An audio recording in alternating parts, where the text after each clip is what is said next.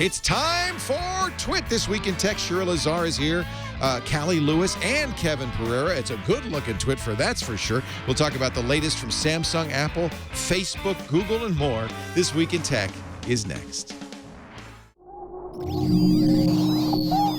Netcasts you love. From people you trust. This is TWiT. Audio bandwidth for This Week in Tech is provided by the new Winamp for Android, featuring wireless sync and one-click iTunes import.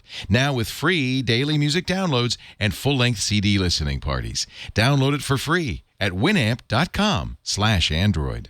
Video bandwidth for TWiT is provided by CacheFly at CacheFly.com.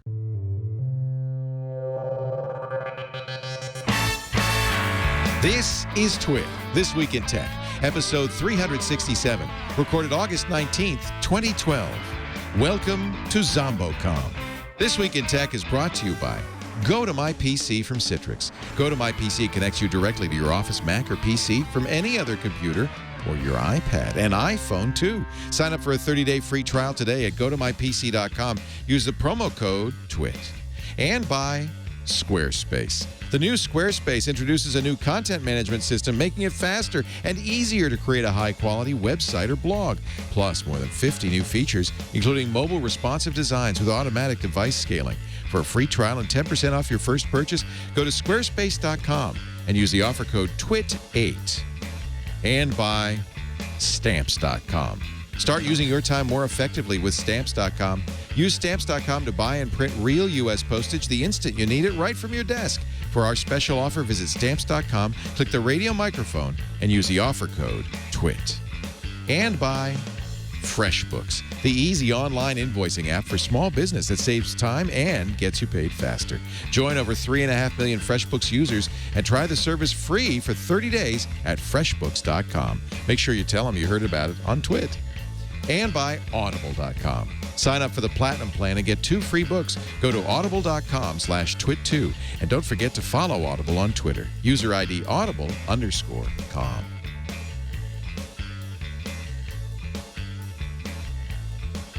This is TWiT, This Week in Tech, the show that covers the week's tech news. I'm calling this TWiT the Beautiful Edition because aside from myself, we have some very attractive people doing the show today, starting with this guy over here, Kevin Pereira, formerly of Attack of the Show and G4 TV. He's now at leetup.com. Hey, Kevin, good to see you. Hey, Leo. Great to be on. We have never met. No, we have not, but we bonded very quickly over cat videos and Diamond Dave. Yeah. We have that in common anyway. Listen, I did not know what was going to go down, so I brought a peace pipe just in case. I also brought a handgun because you never know. And so far, nothing Adam Curry hasn't already introduced. The fleshlight, that's the first. This is gonna be. Adam did not bring a fleshlight last time, no. But I'm here and prepared for any outcome, and it's nice to finally chat with you. I'm gonna ask. Also with us, we'll talk about the fleshlight. Also with us, she's the wonderful Shira Lazar. Good to have you. From What's Trending, congratulations on your Emmy nomination, Shira. Oh, thank you. I appreciate it. Isn't that always exciting? Great to be on, and I need to come in person in studio. I agree. You're doing this again, though. Last time you were on, you wore a tube top. It's summertime. And this time you framed it, at least we know you're dressed, because last time people were pretty convinced you were naked the whole show. Well, that's because, they need to just listen to my voice. They don't need to see anything. That's right. It's all about the voice. That's the reasoning. It's all about the voice. That's the reasoning. And also with us, Cali Lewis of Geekbeat.tv. Great to have you, Cali. Great to be here. Obviously not in studio either, but it looks like you have an amazing studio audience We today. do. Everybody, let's hear from the studio audience. Let's just so you know how many.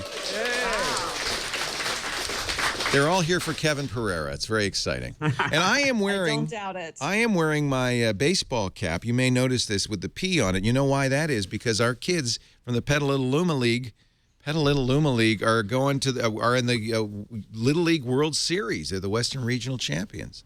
They lost today, but they won their first game, so it's a double elimination. So I'm just showing. I'm representing P-Town with my Petaluma Leagues. Petaluma Little Leagues. That's hard to say. What is the Lead Up 2012 tour? I'm at the website, and I'm looking at this, Kevin. What is this? I have no idea. It sounds like a money-making scheme to cash in on the nerd culture. If you ask me, I wouldn't buy a ticket. I wouldn't support it. So it's like Lollapalooza for geeks? Yeah, honestly, I love going to conventions, and I find myself seeing the same groups of people at each convention, and it was painful to me that we only got around to meeting each other and seeing each other a handful of times a year.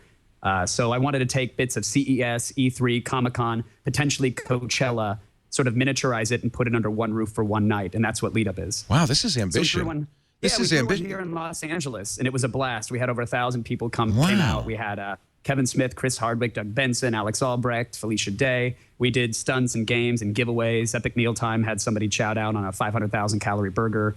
And then while all that's going on stage, there's music, and then in the crowd, there's video games and cosplay and photo booths, and it's one big party. So that's what we're doing. We're taking it to 10 cities. Seattle, September 20th, Portland, the 21st, then Austin, Dallas. They're going to be down your way, Cali. I'll see you here in Dallas. Huh? Yeah. Please Boston, come on out to the show. Philly, come on DC, stage. And Minneapolis. the invite extends to you if you want to come out for any shows. I wouldn't go anywhere near this. It sounds dangerous. Oh, it sounds like we check for switchblades. I mean, the worst you're going to get is a switchblade comb. Wow, I think that's as wild. Dangerous as the crowd. Now, is there music too, or is it all? I mean, what? Yeah, VJ Mike Realm is joining us for this tour, and I'm going to jam with him on stage. He's doing a 40-minute set, and I'll be playing drums, so it'll be a weird VJ drum mashup. But yeah, we have local DJs opening up in every city. So if you want to come on out and just play cat remixes, you're welcome to. We'll put some drums behind it. Well, that's cool. That is just awesome. Thank you. Yeah. Wow. Boy, it puts us to shame, doesn't it?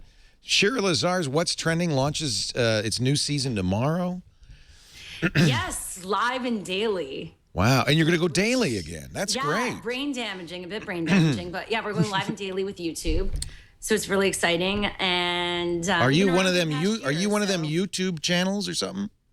Not part of that. I should have PR around me for what I say here, but we're not part of that whole investment they had, the $100 million investment, but we're partnering with them. And cool. It's, we're going to be shifting to a bit more, we were more broader what's trending online. And what we saw is it all came back to YouTube. And so we're going to be like what MTV was for music videos. We're going to be to YouTube, and we're, live daily. It's going to be a 20-minute or so live show, curating the top videos that are trending on YouTube. Oh, that's a good idea. To watch today, including the stars behind those videos, and the same mixture of, web and social media influencers and celebrities and traditional stars as well on the show. So it's going to be really fun, and it's the beginning of our growth. I keep expecting that somebody's going to do a talk soup for YouTube videos, because that's really that's the idea, right? Well, that's Ray William Johnson. He's already doing that. Ray William, it's a clip show of crazy stuff on YouTube. Right. So we're more trying to create what you really need to watch. We're obviously entertaining and fun, yet informative. And we're going to be doing Google Plus interactivity in it. I'm going to have guest co-hosts. Why Google Plus? Why Google Plus? Why Google Plus? Well, we like it because, for our switcher and what we have, our capabilities, bringing in Skype for every single person. If we want to have 3 or 5 people in a live chat, I don't know how you do it with your tech right now, but we were having to call one person up and then, say goodbye to them and bring the next person up, whereas this allows us to bring in everyone at once. Got it. So you use Hangouts. Yeah, it's a Hangout, but we're bringing it into our live stream. Got it. Yeah, cool. So we'll be doing a global Google Plus Hangout tomorrow with YouTube stars from around the world. We have a star in Peru who does the cute and fail in Peru. We have a star in Hong Kong who has over 1 million subscribers over there for her beauty channel. We'll have this YouTuber Olga Kane studio and Will of DC. It's a whole other world. But as you know, just the ecosystem is becoming more mainstreamed, and it is where the media is. It's not about either being a techie or a YouTuber. It's just you need to be there to connect with people. Cali Lewis is also here. Cali, I feel left out. I don't have anything big. You got anything big and huge going on, exciting? You're wearing bone-conducting headphones. That's exciting. Right. Well, always testing new gadgets, as is my job. But Geekbeat.tv. Yeah, we've just been increasing a lot of what we're doing and putting more out there. We've also been working a lot with conferences, technology conferences, be their official media street partner and go out there and do a lot of coverage from those events. Like in September, Photo Plus is coming up. So all photographers, Geekbeat is teaming up with Frono's Photo, Jared Polin, and we're going to be live streaming from that event and doing a lot of great coverage from there. Oh, I'm sorry, it's not September, it's October. But I knew that was coming up too soon. But yeah, we've been doing a lot of that, and it's been fantastic. So one of the things that the reason I asked about Google Plus, Shira, is because Twitter, of course, getting a lot of attention this week by changing their API. And I'm just wondering if that's an opportunity for some of these other social networks to take up some of the slack. Twitter is essentially saying to developers, thanks, guys. Thanks for all the fish. See you later. A few developers, I think probably mostly developers who want to stay on Twitter's good side, are saying, oh, it's not all that bad.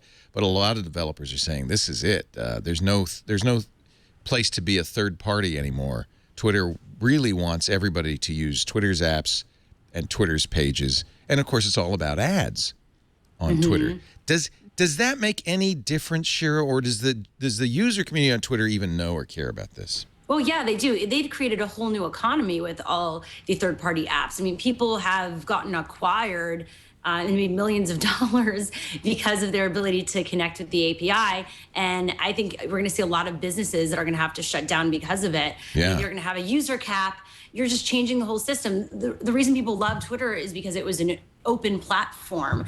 But obviously with the business angle of it all and advertising, they're realizing they want people just to stay there. They don't want people going to third-party apps. And yeah, Twitter was the only one that did it. I mean, Google, obviously people stay within the Google ecosystem and within YouTube.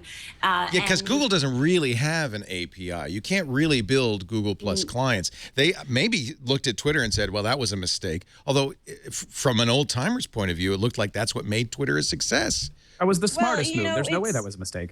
What, not having an API? No, to have an API. Yeah.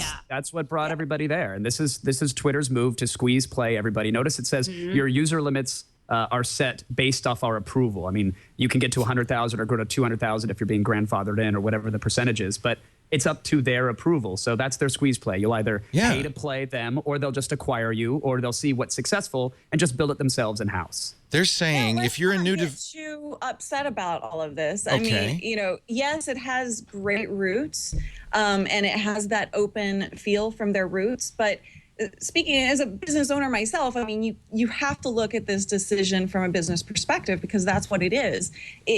They can't just do the same thing that they always have been. Sometimes you have to grow and you have to change. And, you know, if you love Twitter, you want them to stay in business. It is like an expensive proposition to run it like they always have. So yeah, they do want people to use their ecosystem. They do want people to pull in, but it's not just using the Twitter website. There are apps, you know, there are official apps that people can use. And to be honest, I think that the people who really care that it is an open platform, essentially, or has been, are all on Twitter. So people coming in new, I don't know that they're really going to have a problem with using the Twitter app on the iPhone or twitter.com on the website. I don't know. I have a problem. What do you use on Twitter? Because to tweet, I use Tapbots, for instance, which is so much better than the official Twitter app. Do you use the official Twitter app everywhere? I use the Twitter app on my iPhone. I use TweetDeck on the desktop. TweetDeck is, by the way, owned by Twitter now. Exactly. But they haven't really been I've updating using it. For forever. They haven't really updated it, though, have they? No, it's still, there are things I don't like about it. I mean, it's still very heavy for sure. And they've done a couple of updates, I think. Tapbots, which I think is the best client on iOS anyway, iPad and iPhone, says don't panic. They say it's not as bad as it sounds. We're going to continue with our development on the desktop. They have been planning to put out Tweetbot for a while on the desktop. Now, they're in a different position because they're grandfathered in, as you said, Kevin. If you're a new Twitter client, you have to stop at 100,000 users unless Twitter says you can have more. Right. This could discourage innovation for developers when it comes to Twitter. This could give rise to a competitor. Someone's actually trying to kickstart a paid Twitter-like service that would promise to be ad-free and have a very I'm using that app.net, which I love. But it's $50 to join, which is obviously not going to keep. It's going to keep it from going mainstream. Yeah, it could. It could certainly. I mean, and Twitter could also say, listen, for these app developers, if they want to open it up, I mean, the app developers could kick the cost to their users. If you want to be on this piece of software, pay X amount of dollars. We'll use that to pay Twitter to allow you in. I mean, that could happen. Twitter could squeeze it from multiple directions, but I think that's going to have to happen because, people, as they reach their limits, third-party applications are not going to be able to rely on advertising revenue for themselves because there will only be so many viewers or users that they can sell. So they can't rely on that increasing ad revenue. So they will have to absolutely charge people to use their service. And why would you want to build your business on something that there's a cap on? Right. Well, there's always a risk of building your business on something like this, on somebody else's business. Well, right. And I think people are learning that lesson, and maybe they're not going to be as anxious to do that. It's the same thing when you build your business on Facebook, isn't it? If they change their rules, or you got no iPad. recourse. I mean, any ecosystem or the that you iPad. enter. Yeah. I guess you're right. I guess if you. So I did this this thing. Do you know about status people? Fakers.statuspeople.com. This is an interesting thing. I found out that 19% of my Twitter followers are fake. So I don't know. I think you guys should all do this. Oh no! I don't want to know how many fake followers. But what it does is it underscores how much spam and junk there is. Oh, now I'm logged in as Wasted Leo. The good news is Wasted Leo, which is a different account. That's for when I'm drunk tweeting. Is only 6%. Is only 6% fake. But let me just show you So that's the more relevant one. That's the one you should follow because there's fewer fakers on there. But Leo Laporte is now 22% fake followers, 42% inactive followers. Only about a third of my followers are active. According to this. How are they determining fake? Well, they're not super specific, but the implication is if it's somebody that has an egg for the profile, hasn't tweeted much, doesn't have many followers themselves, although that's deceptive because the way these spammers, you can buy followers on eBay, right? I've known people that have actually used services that artificially inflate your Twitter account so that they can get deals on hotels and get free goods from companies. And they say, look, I've got 100,000 Twitter followers. They're all completely fake, but some people just look at the number. That's their metric, and there you go. Well, I'm sure people are doing that now to get just deals in general. That's what they're using it for. Yeah, they're saying, hey, hotel, I'll come out and But you guys work in Hollywood. If I've heard stories that casting agencies will say, well, how many Twitter followers do you have? And they consider that now. Well, they make when I pitch shows, people want in the deck, whether I'm pitching a project for a media company or a viral campaign or an actual television show, within the deck, people want to know the social outreach of all the parties involved. Like you have to have a slide that shows your Twitter outreach because that's now important. And what's really important is that Twitter doesn't care. It's as good for Twitter. So here in absolute public, here's a site, entertwitter.com, buy 1,000 followers for $14, delivery within 3 days. 5,000 followers, $43. These are fake followers. You want 100,000 followers? That could make a big difference. Somebody has 100,000 followers. That's under $500. It's worthwhile if you have a business and you show that you just go to your Twitter, right? And you show that you have 100,000 followers. It shows that you're relevant, right? So I'm just saying that this is starting to add up to look less and less good for Twitter. I guess real people don't care. I guess 50 Cent doesn't care, and the people who use Lady Gaga doesn't, because he needs to hyperinflate the stock price before he can short sell it. Right. So he cares. Look at that. And that worked, by the way. Twitter worked really well for him, didn't it? Of course I'll be very interested to see as the market moves from, as Hollywood, as you point out, moves from, seeing just numbers to actual influence. Because as we all know, people with varying degrees of numbers have varying degrees of influence or actual interaction from their audience. But who's going to determine I think that's that? the next step. Is it clout? Well, yeah. Well, we'll. Do you use cred? It'll be clout for a clout-like service, sure. If you look at like Justin Bieber recently celebrated his latest album, I believe it went platinum, which is, I think, is that 1 million purchasers or something of that nature. See, that's real, right? You don't have fake buyers. Well, but that is a very small fraction of a percentage of his Twitter followers. Isn't if you that look at it that way, it's like a 4% engagement or something like that. Now these numbers I'm completely scattershot on because I don't follow Bieber as closely as I should. Well, how many does he have that many followers? It's a character flaw. How can you not? I'm subscribed to his SMS tweets. Are you? You guys get are him so on your phone? No. The Biebs. Seriously. Hey, I just got a hilarious. text from the Biebs. Remember, there was a there's story also ages ago something about called Twitter Twitter having audit. dedicated Have you servers and stuff to manage just Bieber's outreach because so many people were looking for alerts with him. That's amazing. The Bieber there's- servers. That there's a rack someplace with just a bad lesbian comb over, and it's the BieberNet system just sitting there, just managing him. That's amazing. Shira, what were you going to say? I've seen this thing called Twitter audit. I feel like all these things came out in the past week. No, also. is this the same idea? Audit. It's like the same. Yeah, it literally came out. All right. Actually created by a fellow Montrealer. So check it out. I'm going to take my Twitter yeah, audit. see if it's the same the way they go through the names. See if that other site does it the same. Yeah, see if I get the same. Yeah. I'm trying to find the site, Twitter audit. How many of your followers are real? All right, let's see. By the way, if you guys aren't following horse_ebooks, he is the single greatest I agree. Twitter spam bot. You know about So horse funny. ebooks? Oh my God, I put him on Attack of the Show a while back, and we actually had a character come out in a horse head with a cigar and read the tweets. It was a terrible bit, but damn if those aren't hilarious tweets. So this is apparently we don't even know what it is. They're a publisher of horse books.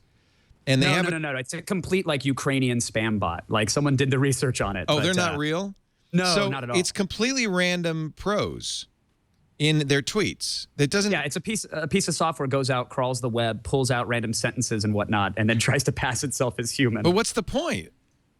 To get followers so that they can do sponsored tweets. Eventually, you will see in their timeline tweets that have URLs. Look at these closed open, closed open, closed open, closed open. I love trout fishing sounds. Crammed with scrumptious. Yes. Are you looking for? I have a T-shirt with one that just says "the rock hard thighs of a god," which was one of the random horsey books tweets. No, but most of these don't have links, but some of them do. Right. So maybe the idea is, well, this is an interesting way to play on an internet meme. They've got 95,000 followers, mostly people like you, Kevin, who think it's hysterical. Yeah, it's absolutely great. I mean, most of my followers get angry whenever I retweet horsey books. The ones who get it are my favorite. One tweet here, the 13th of August, the decline and fall of the first Italian. What the hell does that mean? It's brilliant. Guaranteed roof or oatmeal muffins. Different tweet. So great. Cruise ship career. But you're playing right into this by retweeting them.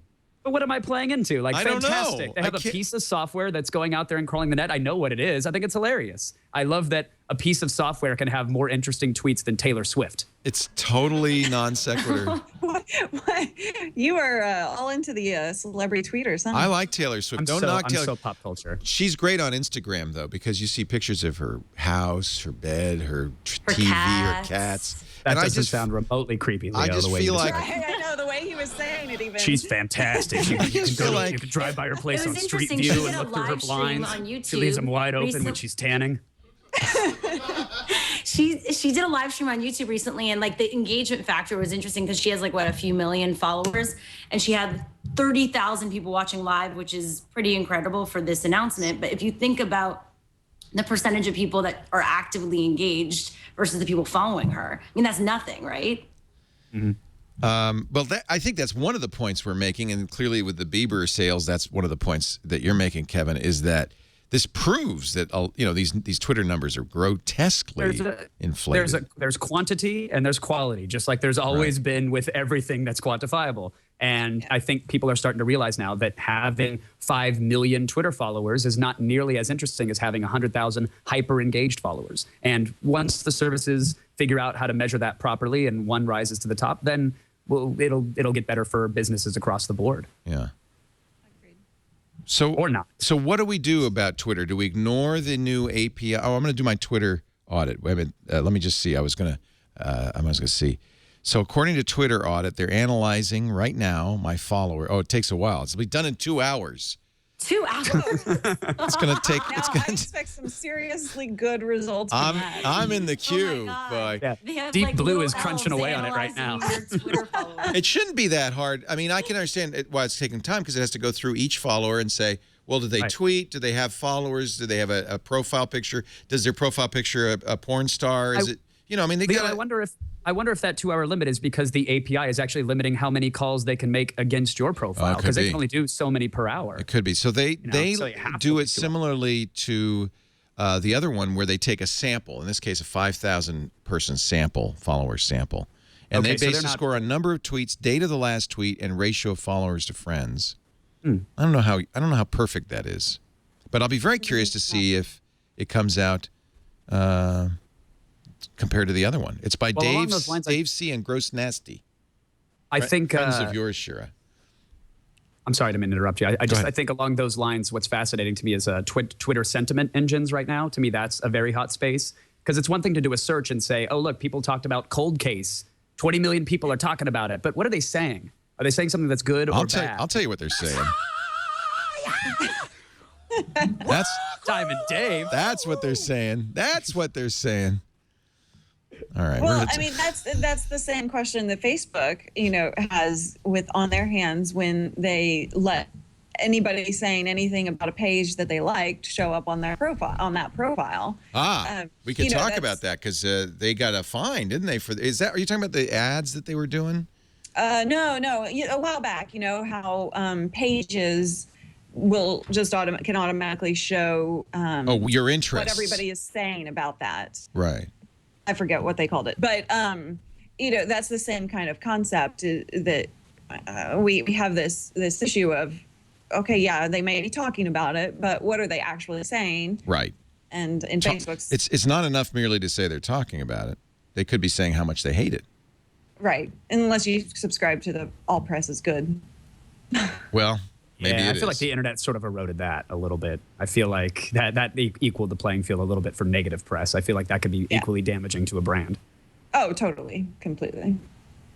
And it has, United breaks guitars. There are stories. Right. There's so many stories that we all talk about on a daily basis, where exactly your point, Kevin, is proved. All three of you have brands. Isn't it a little scary that how easy it would be for somebody to tarnish your brand? Kind of. Is that a threat? I don't mean taint your brand, just tarnish it. My brand has been so tarnished and tainted already. The internet knows that. It is a little bit scary, though, isn't it? That, it's hard to control this. You have the ability to talk back, but this stuff gets a life of its own. Yeah, of course it's scary, and that potential is out there. But in all of our cases, we have a bit more ability to control it, whereas large, huge companies, Fortune 500 companies or whatever, they have less of the ability to control that. Look what happened to Rick Santorum. Now, I don't know if it hurt Rick Santorum or not. But that you Google his name and it's that? Yeah. Anything's possible. I feel like if someone wants to troll you, like, you could do anything these days. And even if it's someone you're like, oh, it's a troll, it's someone that's from the Midwest that lives in their parents' basement. Nobody's can still have voices these days, and that can get scary too. Right. And here's a good example. Play the game online, go through Reddit. They could just totally troll you everywhere. Here's a good example. Rock Law in our chat room reminded me of the comedian who said that his insurance company was paying for the defense of his mom's murderer, which turned out not to be true. But people... That was the Progressive Auto Insurance thing? I wasn't going to say the name, but yeah. Oh. Well, I Sorry, mean... Flo. It's not true, is the gist of it. Right. I don't want to bring it back to life, but it just shows you that thing had life of its own. That had a whole news cycle all to itself. I'll be honest, though, the reason I asked is because I didn't hear that it wasn't true. And, studies have shown that the further away you get from the root story, when you're just looking at discussions or looking at comments and reactions, people tend to take it as truth because they assume the commentary is based off of a kernel of truth, a story that did fact-checking and everything else. And the internet has proven that that's not entirily true at all. Right. I mean, take for example Take for example the Day 4 story.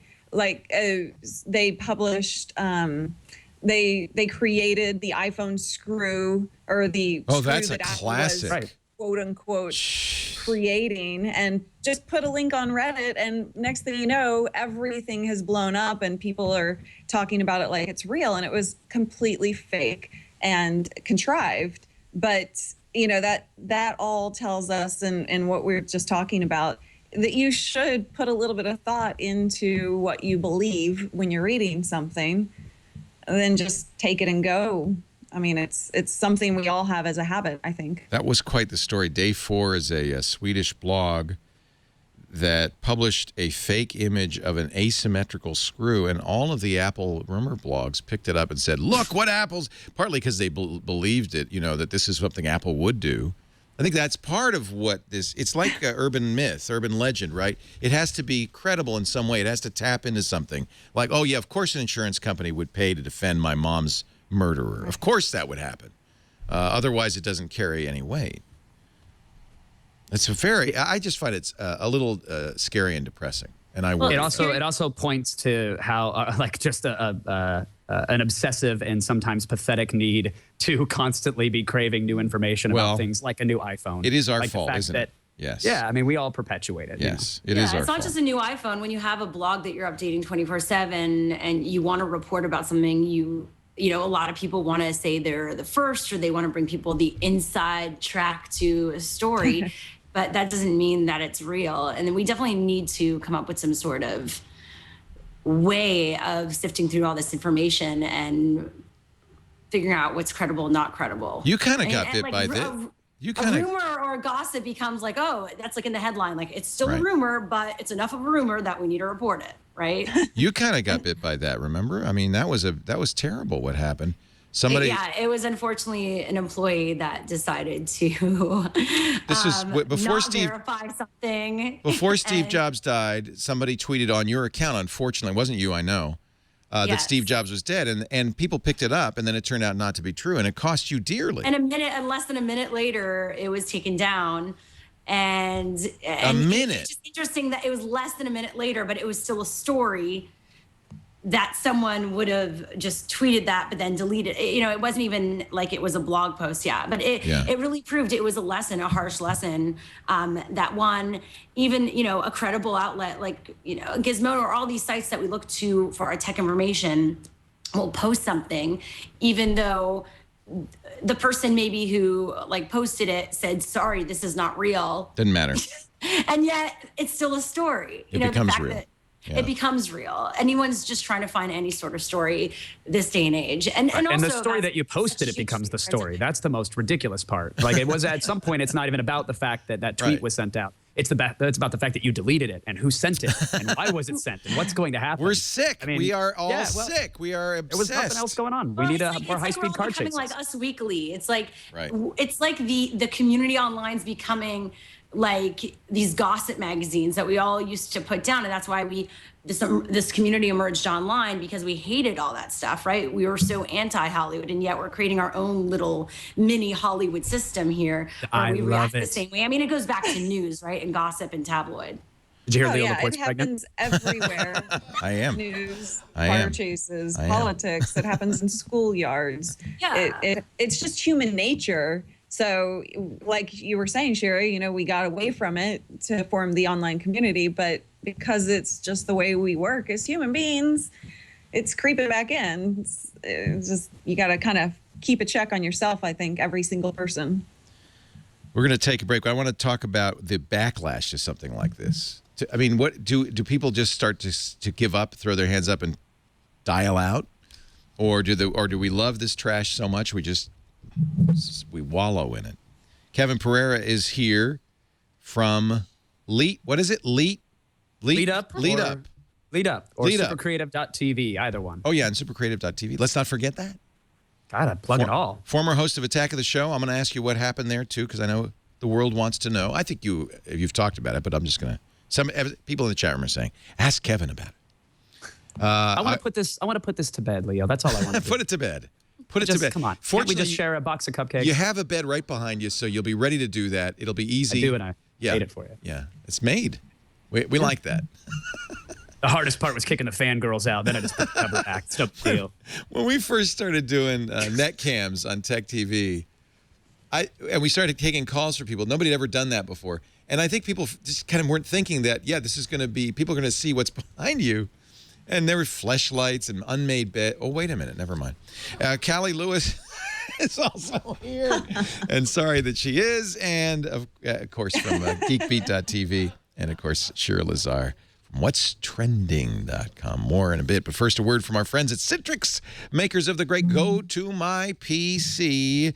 Summertime is a great time to get away from work, but sometimes, you know, getting away from work is not the greatest thing. How many times you come back to an inbox piled with mail, you wish you could, maybe I could have cleared that out a little bit during the vacation, or maybe there's some important thing your boss says, hey, where's that PowerPoint? You got to drive into work just to get the slide. Wouldn't it be great if you could access your office computer anytime, anywhere, even from your iPad or your iPhone? That's what Go To My PC makes possible.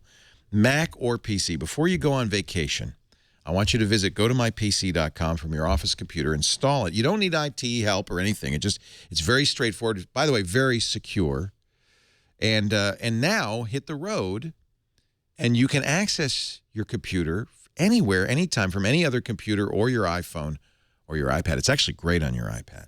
And there's some additional advantages to it, because it means you could, for instance, somebody was saying, well, how do I run Flash on my iPhone or iPad? Well, you can't, but you could with Go To My PC. You run Go To My PC, surf back to your office computer, and there you could see the Flash. It lets you surf securely. If you're in an open access spot and you're a little worried, just surf back to the office, surf from there. Lots of great uses for it. I want you to try it free for 30 days. The apps are free. All you have to do is visit gotomypc.com. There's that orange try it free button right in the middle there. Click that and use our offer code TWiT.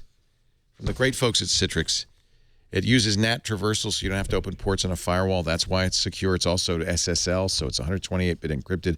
That's why it's secure. Never been an exploit. It's safe. It's fast. It's effective. And you could do anything you could do at work. Send and receive email, access any network resource, run any program. Go to mypc.com. Try it free. Offer code is TWiT. Do you ever think, Shira, Lazar, that people are just going to throw up their hands at some point and say the internet is a cesspool? I can't trust anything I read. I give up.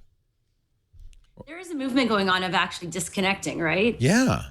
Where, you know, people don't want to tweet anymore. They don't want to Facebook. They just want to create and put it out there. And if it does well, it does well, and gains traction, it does. But it's, you know, stop being so connected and tweeting stuff just for the sake of tweeting it. I'm just annoyed at the journalists in some of these outlets, and I'm not going to name names, but that continue to try to dig up things when just there's no story there. And that's where you find the blogs that are about the rumors and the gossip and, oh, it's not confirmed, but maybe. And like, that's not information. That's not news. And I'm so sick of journalists propagating that as news, right? And I mean— Name some names, Shira. Who hurt you? I'm not going I'll take them down one by one.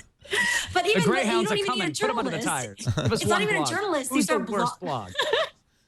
There's no— I mean, we don't have Valleywag around anymore, right? So we can't talk about who you're dating or I'm dating. We still have Gawker, believe me. If they want to publish something sleazy, which they have about me, they will do it anyway. Well, the thing is, you don't even need a journalist to spread information these days. You can just have a Twitter person, you know, or a YouTube personality or any sort of online personality that has a following and has a voice, and they could just start a story themselves. And because they have some sort of reputation or credibility because of just how many people follow them, you listen. You know what I think of? I think of TV. When TV first came out, everybody was saying, this is going to change the world. It's going to bring us together. You know, it may be why the Soviet Union fell, because they saw the West and they saw freedom. I don't know. But it also brought us Gilligan's Island, I Dream of Jeannie, and a bunch of crap. And in reality, you know, Desperate Housewives or the mafia mob boss wives of New Jersey or whatever it is. Here comes Honey Boo Boo. Here comes Honey Boo Boo. And, that is changing the world. It didn't live up, and it didn't live up to its potential. I'm a little worried that the internet, which really has the potential to change everything, could just end up being just another junk fest. I think I mean, look, TV managed to change a handful of things before it became all 16 and pregnant reruns, you know, and I think we're seeing that with the internet, from Arab Springs to other uprisings. Exactly, and I hate to lose that. That exists, but that exists, and that's a slight gooey center surrounded by just chocolate BS, which, yes, you have to nibble through to get to the— That worries me, actually, because on YouTube you see shows that work that have huge followings and viewership, and I think media is trying to figure out the examples of success right now, and those are the case studies, and so everyone's like, well, that means that's the future of content. We're going to see annoying oranges up the wazoo. All different fruits with faces. Yeah. No, seriously, I guarantee you'll see that on all the major networks. You'll see clones of Epic Mealtime, Annoying Orange, all of the Well, you know what happened? Because the people that are creating them don't want to get into those contracts because the networks can't pay them enough because they won't Wait a sign minute. their You're kidding, deals. really? There's more money being a YouTube star than on the networks? There's more money in owning your property and thinking long term and big with what you've created instead of being stuck with a bad contract. I hope that that's the case. I think it depends on the property entirely. But what's really fascinating is not, to me, Leo, not so much that you'll see the ripoffs of Epic Mealtime, but the notion of that in 5 years' time, which is a shame because it should be today, you will have that delivered on your TV and it will feel just the same as a network program. Like, really, you think that's a shame that Epic Mealtime is not yet on TV? Different type of program. I think it's a shame that. I think it's a shame that cable operators have been so restrictive, like the way that they retaliated against Google TV and the Comcast of the world and the Viacom stopped their streaming because the experience was too good. They should be able to compete with the same things. And there's something to be said for Epic Mealtime being way better than some of the trash that's on TV. They want to control. They want to control it, and I think you're right, Shira, that the creators say no. Why should we even consider that? Well, because they look at themselves as the next channel. So Epic Mealtime might, I don't know, it depends on the brand, but they could create their own app so that the future TVs, instead of flipping through a channel, you're flipping through apps, and they're one of the most popular apps because of brand recognition and their following. Right. So why jump into, I think in the future, we're going to have still the networks that we have loyalty to, and they're familiar to the viewers, but you're going to have the brands that we're seeing being created on YouTube and different digital platforms that are going to end up becoming the future channels and networks, and we're already seeing it. Well, that segues us to this story about Apple trying to woo cable operators into piping their content through Apple TV. This comes from the Wall Street Journal. Apparently, Apple is in touch with cable operators. What they really want, I guess, is what you were talking about, Kevin, is access to cable content on your Apple TV.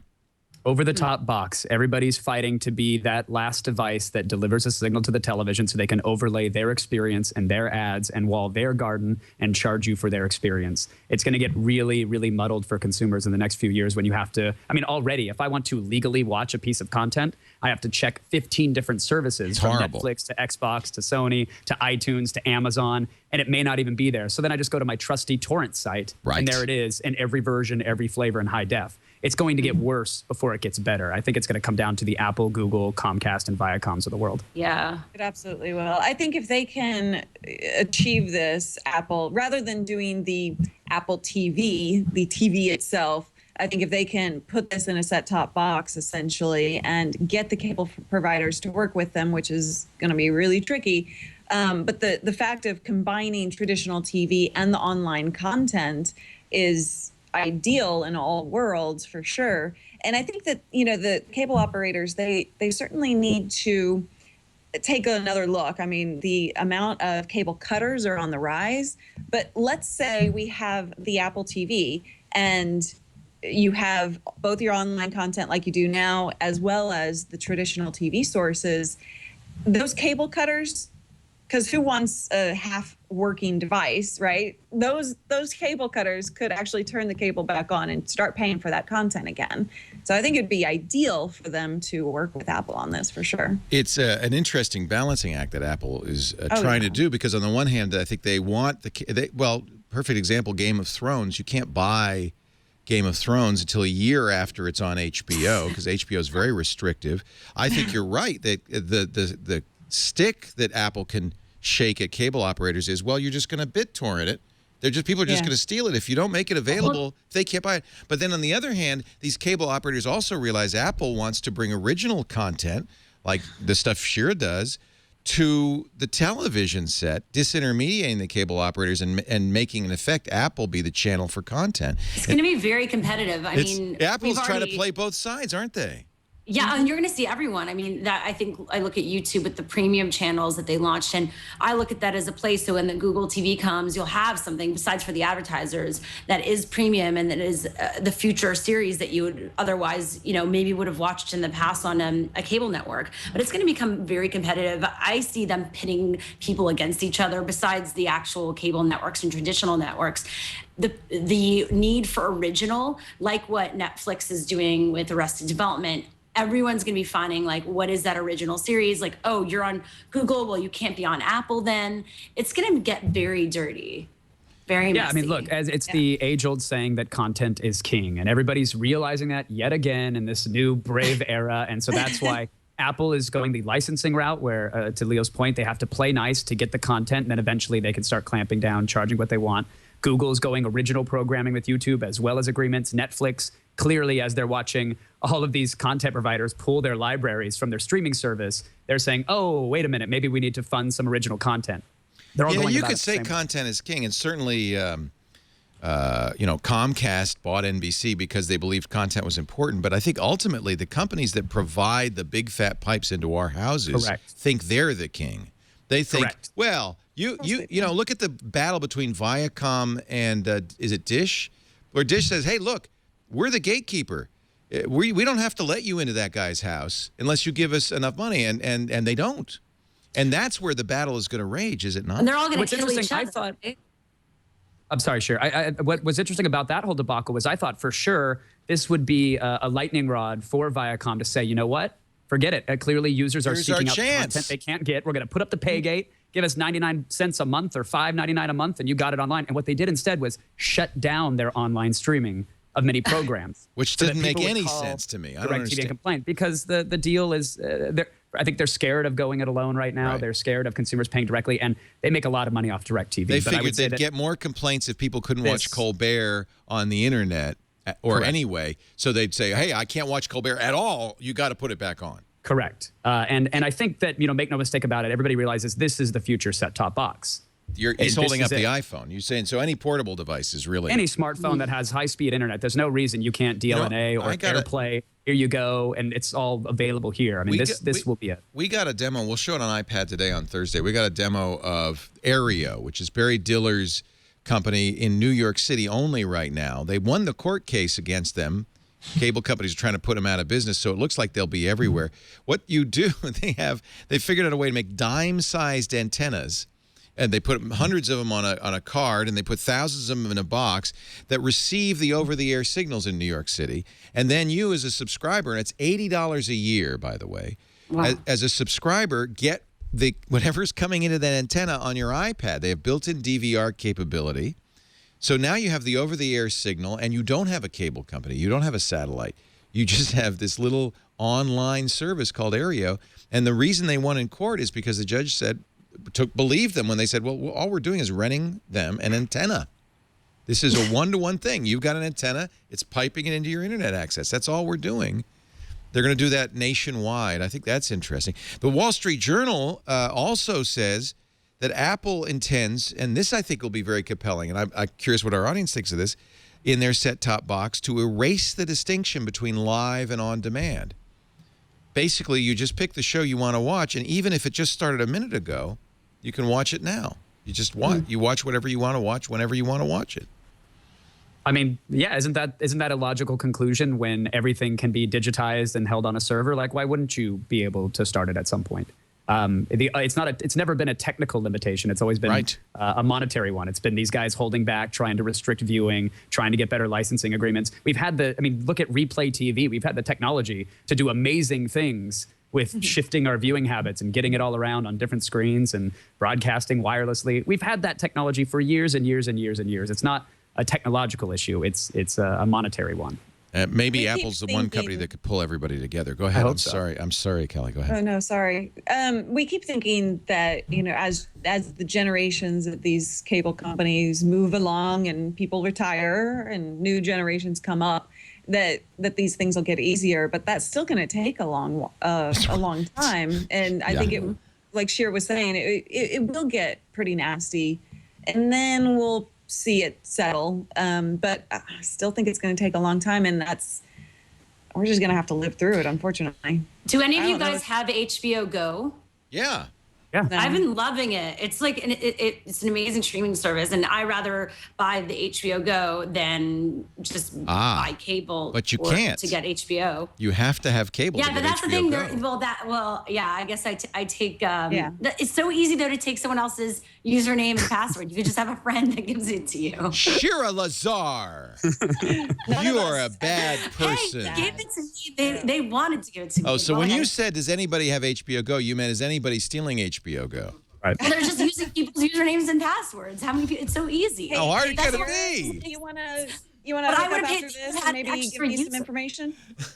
They would have had an extra user for me if I could do it without getting it through, a typical TV contract. I would have just bought HBO Go Sure. for. You saw the online petition, HBO. Let me give you money. And thousands of people, tens of thousands of people said, "Yeah, I'll pay HBO $50 or whatever, $15 a month." HBO said, "No, not going to happen." You know why? Because it would, because Dish, DirecTV, Comcast would all say bye-bye HBO.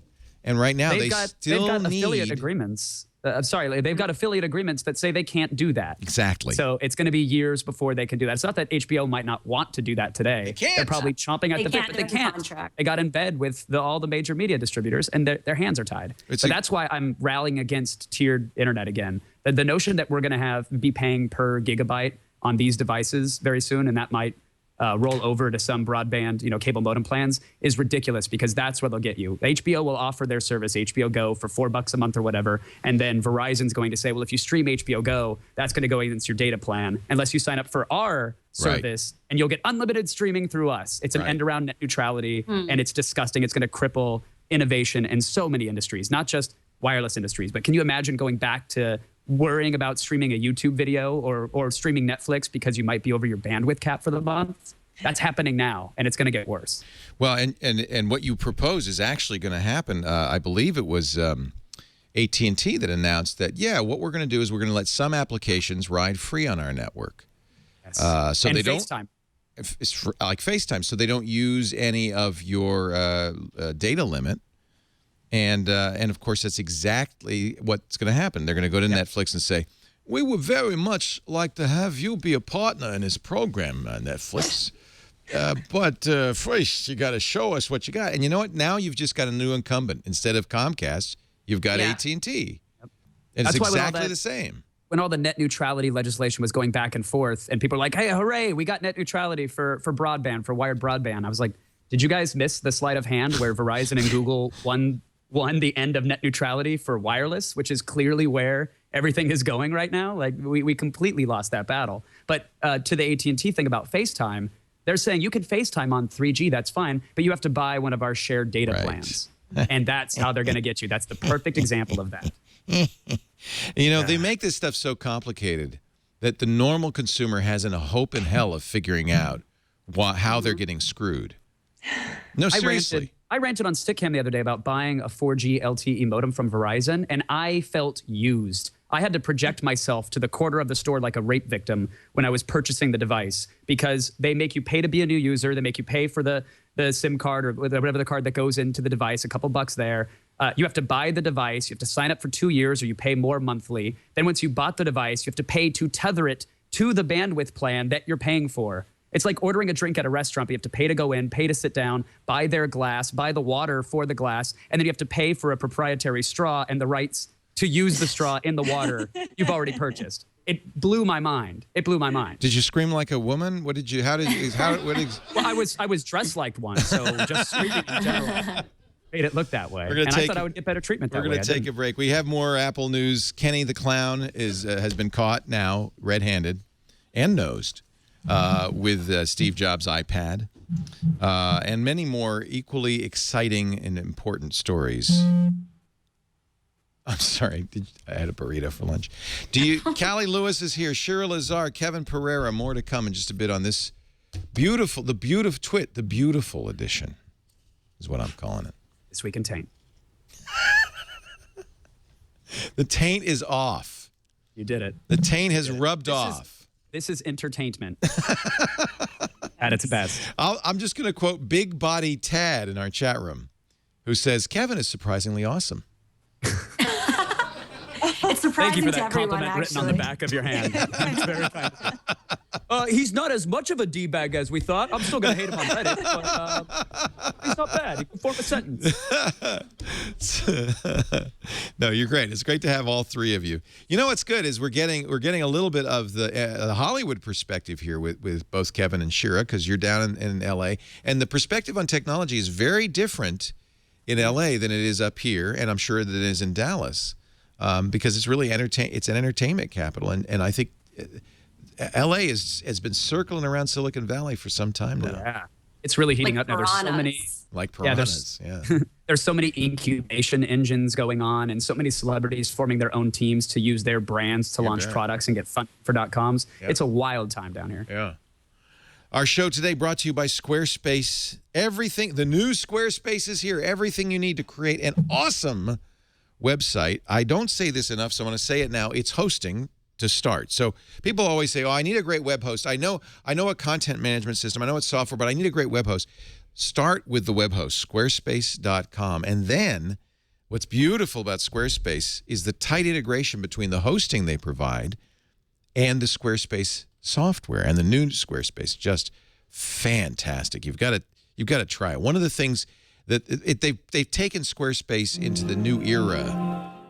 One of the things they've done is it's responsive design. That's the hot topic right now in web design. Why? Because so many people are looking at your site on a variety of different devices, from a 3.5-inch iPhone to a 27-inch display to everything in between. So how do you make your site? Do you have a special mobile site? That's the old way of doing it. Now what they do is responsive design. And Squarespace is doing that. Every time you put an image, for instance, on your website, they size 7 different sizes. So it looks great on any device. When you do the design, it's automatically responsive. So you can arrange your site the way you like it. Start with those great templates, over 50 wonderful templates. And then you can customize it. And the responsive design is automatic. It's built in. You don't make a separate site for mobile. Latest web technologies like HTML5, CSS3, JavaScript foundations for beautiful, beautiful pages. They've got the Google fonts, 300+ fonts, so you're not limited to those same whole 4 web fonts. Integration into your social media like Facebook, Instagram, Google Plus for the 3 people that use it, including Shira, Lazar, Twitter, Foursquare, Dropbox, LinkedIn, Pinterest, StumbleUpon. It's all in there. You're just going to love the new Squarespace. They've really done a great job. Tell you all about it. David Lee Roth for Squarespace. Yes, I am. Go to squarespace.com. You can try it. I bet you know what? Should we make a David Lee Roth? What is that song? Running with the Devil? He's singing Running with there? the Devil. We could make a Running with the Devil website right now. Let's do it. I'll show you how easy it is. Go to squarespace.com, click the Get Started button. I'll pick a template, but what did they do? Did they log me in? What happened? Now I did something, because I have a Squarespace site. Maybe it got confused. Okay, there we go. Got nobody. What do you think? Atelier, tack, native, front row. I like the surfboard. All right, we're going to start with that template. All right, we're going to pick that right there, and we're going to set it up. And then all you have to do, you don't give them a credit card. You just give them a name, address. Let's do a spam. I'm going to do at leoville.com because I don't want to get a lot of spam. And the password will be David Lee Roth. Okay? So there we go. We're going to create a site, David Lee Roth. So you'll log in with spam at leoville.com and David Lee Roth. Now, I give it to you guys for 2 weeks now. You can do anything you want. You can put the sound up there. You can put an embedded video. I want to see some creativity. leo-laporte.squarespace.com. There it is. Start building that site. I give it to you. Now, that's absolutely free. Cost me nothing. I didn't even give him a credit card or anything.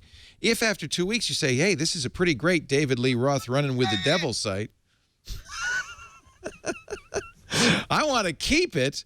Look at the pricing here on Squarespace. It's just fantastic. They've kind of revamped the pricing. So there's really 2 different plans. That's it. You can go monthly or yearly. I recommend yearly because that's the best savings. $8 a month for the basic, but here's the one you're going to want. The $16 a month when you pay for the year. Unlimited pages, galleries, and blogs. Just you could have every David Lee Roth image ever created. Unlimited bandwidth. So if 1 million people visit the site, you don't care. Unlimited, unlimited storage. Yes. Unlimited contributors. And we can hook it up with a custom domain name. With the annual plan, either annual plan, you get the domain name and they do all the hookup and everything absolutely free. So you gotta like this. Squarespace.com. He's David Lee Roth. He's running with the Squarespace. Offer code, by the way, if you decide to buy, do use the offer code TWiT8, TWiT and the number 8, because you get 10% off your first purchase. And if it's the annual plan, you'll save the most. TWiT8 is our offer code this month for the month of August. Love Squarespace. Running with the devil. That's a great song, but I'm never going to be able to listen to it again in the same way. Nope. You absolutely That is won't. hysterical. I love that. You need to get the Smash Mouth one as well. That video's great. I'm gonna listen. It's all on YouTube. It's all. Yeah. You know, I have to say, for all of its flaws and everything, and I just YouTube has really transformed everything in terms of anything's on YouTube. It's all We knew there. when Google bought It's like the it, Wikipedia of how media. valuable it was. Yeah, it's true. Yeah, I mean, if Google. You know, when Google bought them for what? Was billions of dollars, $4 billion, something like that. I was a little worried because I thought they're going to be sued out of existence. In fact, I remember interviewing the guys who started YouTube before Google bought them, right? Like the month before, Steve Chen. And I said, Steve, how are you going to stay in business? Because the rights holders are going to kill you. And he said, we'll worry about that later. You know, I think the partner program for them was really revolutionary because they created a marketplace on YouTube for people that got a lot of views, but why would they stay there? You know, they could have gone into merch or started their own little, used their own video players on their own sites and move the community there. But because of this partner program, it made it really easy for people to stay there. And that was the win. That was the big win. And then it was obvious that the other outlets had to be there too, because that's where the community was. That was the future generation of viewers. So it's changed in a lot of ways. Yeah. Google bought YouTube, just for correction, for $1.6 billion in 2006 Google stock. That was cheap, maybe. Yeah, except if they held that stock, it's probably worth 5, 6, 10 times that. I don't know what the stock value went up to. It's now over $600, right? So we found out who stole Steve Jobs' iPad. No, we didn't. I'm sorry. We still don't know. You're lying, Leo. So no, well, for a headline. no. They found the guy. His name was, well, I'm not gonna say his name because he's allegedly stole the iPad from Steve Jobs' home in Palo Alto. He didn't know it was Steve Jobs' house. It just was easy to break into because Jobs, very famously, he talks about in this biography, did not want to have a fenced, gated house. He wanted his kids to grow up in a normal environment in Palo Alto. So the guy who stole it apparently gave his iPad or sold his iPad. No, he gave it to a friend. To a friend who because he owed him some money. And the friend was Kenny the Clown. Here's the picture of Kenny the Clown. That's an awesome picture, but I don't get clowns. That's scary. He was. Oh, you've never been to Burning Man? Yeah. I tell you, enough LSD will make anything make sense. Yeah. Here's a video of Kenny the Clown. No, wait a minute. There's an ad first. Gosh darn it. It's not that interesting of a video, Leo. Okay. He just basically says how weird it was. He's a huge fan of Steve Jobs, and had he known that this was a stolen iPad, He thought the thief was just giving him an old pad. Right. Well, he had let the alleged thief borrow some money, and the alleged thief said that he was giving him the iPad instead because it was his older iPad or something, and he didn't have the money to pay him. So that was kind of the transaction. Kenny the Clown, by the way, just in case you're curious, ran for mayor of San Francisco in 2007. No way. Yes. Of course he did. No word on whether he won. But unless he took the makeup off, I don't think so. Right. San Francisco. I just think, this guy, if he goes to jail for this, he's going to be like a hero in jail, right? Kenny the Clown? No, the thief. Oh, the thief. Yeah. The thief is going to be a hero, given that he broke into Steve Jobs' house. What you in Was for? it under What you in construction for? or something? Huh? Yeah, I guess it was under Yeah, construction. his security system was just burning sage. It wasn't that hard to get past. It smelled delicious. You waltz right on in. There's not much. Oh, this incense vortex. Let me just waddle through it. You may not come in. Not that big a deal to steal an iPad from an unprotected house. The new retail chief of Apple, Apple's original retail chief, was it Philip Johnson? No, Johnson something. Anyway, went to JCPenney. By the way, he says he's going to revamp JCPenney to be more like Apple stores. And one of the things he's going to do is get rid of clerks. Huh? Okay. He's going to modernize JCPenney. He's going to modernize JC. It's just what I'm looking for when I go in to buy underwear. Wait, Apple's didn't that happen a while ago? Yeah. Well, he got the job a while ago, and he went over there recently. You mean the clerk's leaving JCPenney? Did that happen already? No. That he said that he Ron was Johnson took the. Yeah, that was a while. Ron Johnson took the job a while ago.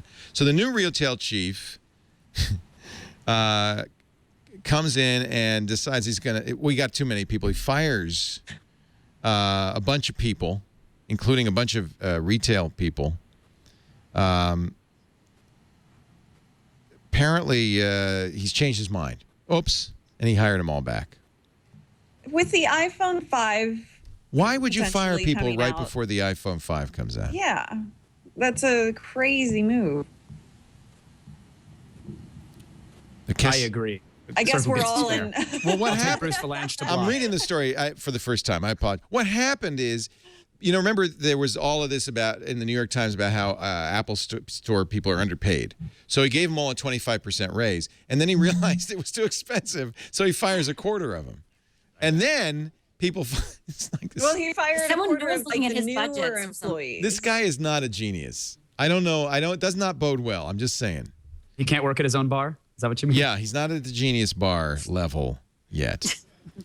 Well, so Web8194 in the chat room asked me why it was a crazy move. Maybe they do have too many people in the stores, which I would say if they had just left it at, okay, they fired these people, then yeah, maybe that was the right move. But then he reversed his decision and started hiring people back. More people. So more people.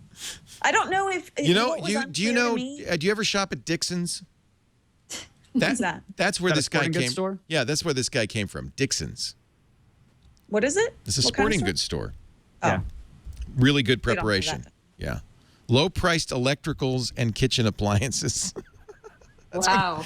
I mean, was this because of, do you think this has anything to do with the stock price when they announce, oh, our employees are paid too much, we're going to trim back, we're going to make maybe. some cuts, and then they go, Maybe. you know what, we're going to rehire because stock volatility, it won't go down as much with the announcement of a rehiring versus the announcement of, pruning the Are you branches. saying so to you speak. think it was planned that way? Either planned that way or a smart reaction based upon stock? I mean, I don't know how it went down.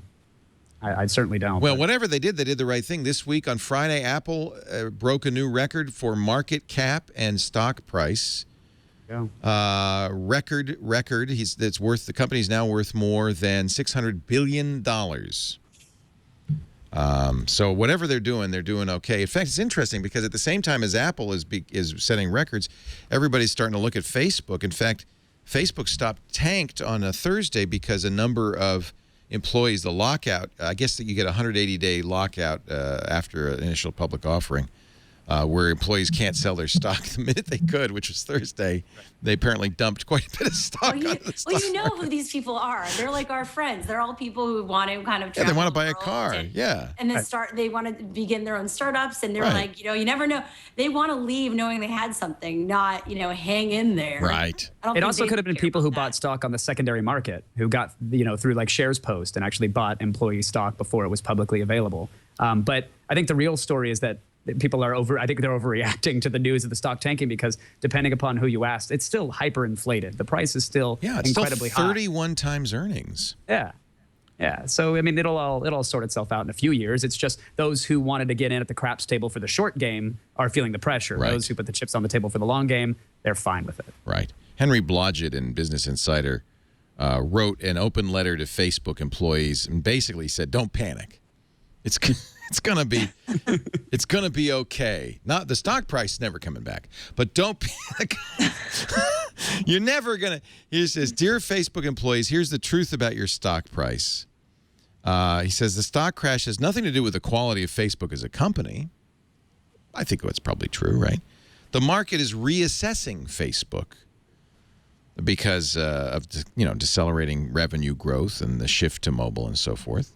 All these factors suggest Facebook's unlikely to be the next Google, which is what people thought when it went public, so that's why the price was so high.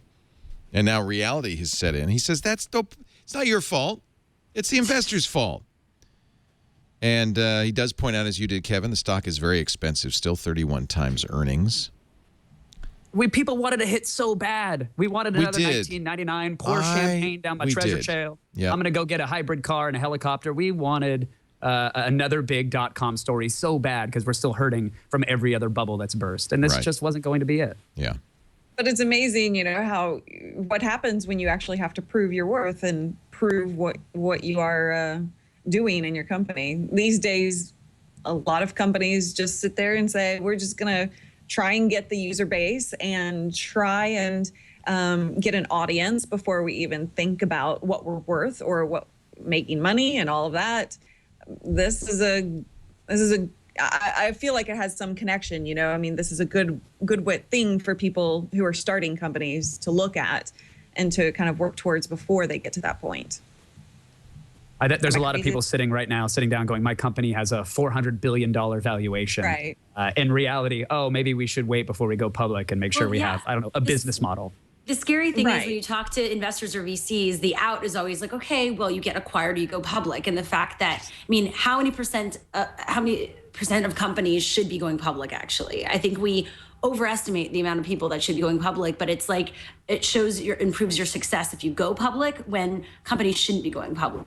Staying private, and possibly they might not even get acquired, but we expect this overnight success these days with these rock star web digital properties. Here's an interesting thing. Google just bought Frommer's Guides, the guidebooks, for $143 million. I think it's smart.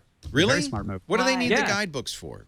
They'll integrate the photos, the rich media. They'll integrate if you look at the travel industry and how things are booked online, Google wants, when you're searching for a trip to Bahamas, they want to offer you information about the Bahamas. They bought the engine that powers Kayak. They want you to purchase your plane tickets through them. They want a piece of that industry. And this gives them an overnight database that can rival Yelp or TripAdvisor. Yeah. They tried to buy Yelp and they failed. So this is their new approach. It's interesting that Google is putting, I agree with you, Kevin. I think it's a fantastic move. They're putting a ton of effort into the local search, into trying to make sure your whole trip can be planned out. Whereas Microsoft with Bing is putting a lot of effort and their focus into the social aspect of search, where you can ask your friends for advice. If you combined those two approaches, what we would have is, I think, just an amazing search experience. Yeah, but who uses guidebooks? Does anybody still use guidebooks? Don't you just... Well, maybe not the physical books, but the data contained within. I recently, I use TripAdvisor for a lot. I use Yelp for a lot of decisions. So right, no, but that's my point. You get.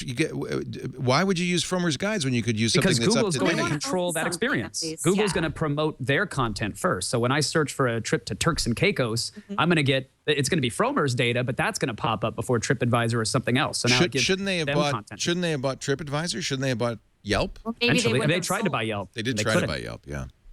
I apologize. The price was that I gave was for Zagat Guides. They paid $23 million for Frommer's, a little bit less. Well, that's a lot less.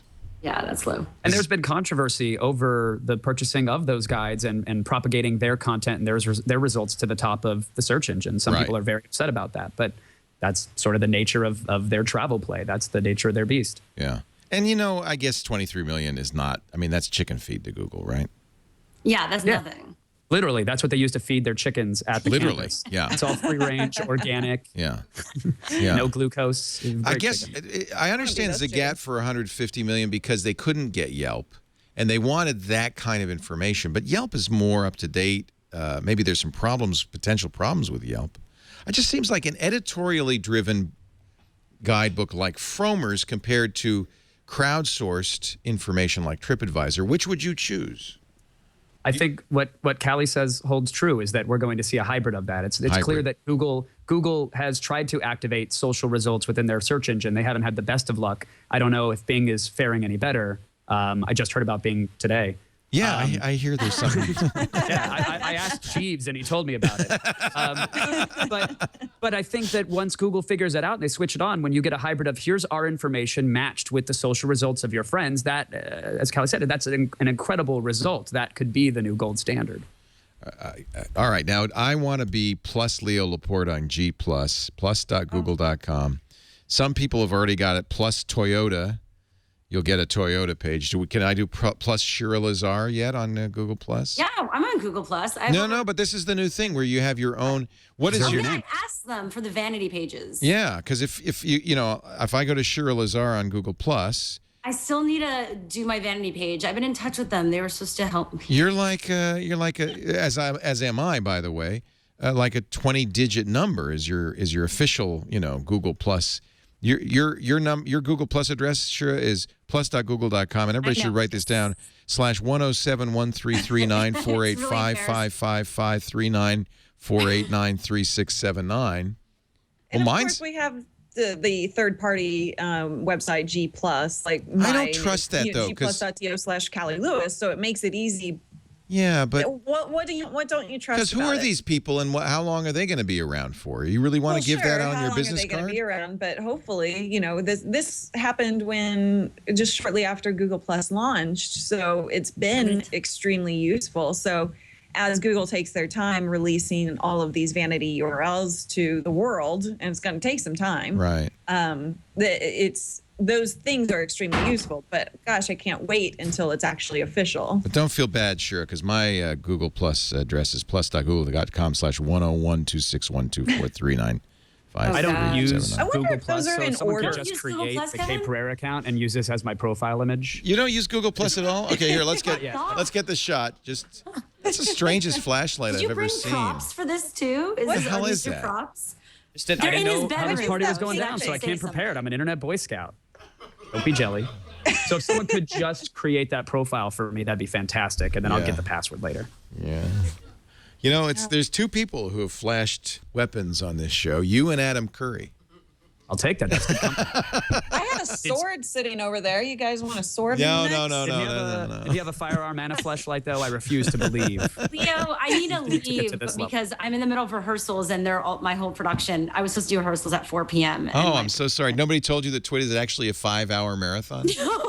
I know. I usually hang out. I feel really bad. I'm getting told I need to leave because my whole staff is here. So I feel Are they just sitting there like eyeing you angrily as you sit and relax? One person is. I'm not going to say who. I'm being eyed angrily right now. Oh, tell that Damon guy to leave you alone.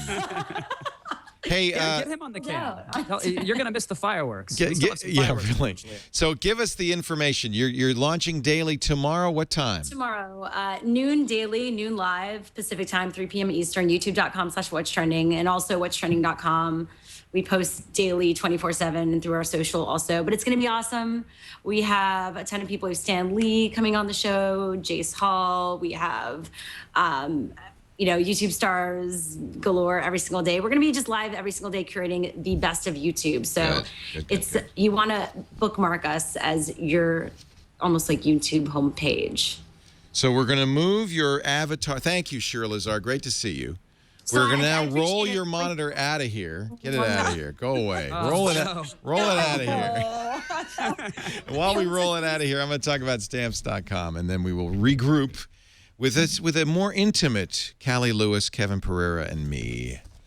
Hey now. But first, Stamps.com. I got to tell you, I do not go to the post office anymore. You needn't go to the post office anymore because Stamps.com lets you print official U.S. postage right from your desk with your computer and your printer, and it is awesomeness.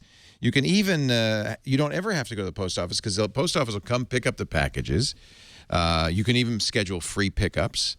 It's just fantastic. A 24/7 solution for sending letters and packages. Buy and print official U.S. postage anytime you need it. They have, by the way, and you're going to get this. I'm going to tell you how you can get it. This USB scale. You plop the letter on there so you always have the right postage, a letter or package. It's just fantastic. If you're sending international stuff, they fill out the forms for you. eBay sellers, Amazon sellers, really awesome because you don't ever have to type in the address that you're mailing it to. It just takes that right off the page. It makes it so easy. If you do a lot of mailing, and I think, any business probably does, Stamps.com is fantastic. Visit Stamps.com right now. You'll see an $80 bonus offer, and you might say, well, that's a pretty good deal. I'm going to take it. Don't. I can get you a better deal. Do not go for that $80 value. Click the radio microphone. Use the offer code TWiT. It's going to turn into a $110 bonus offer, including, yes, the digital scale. You just pay shipping and handling for that. It's about $5. You get $55 in free postage coupons. Wow.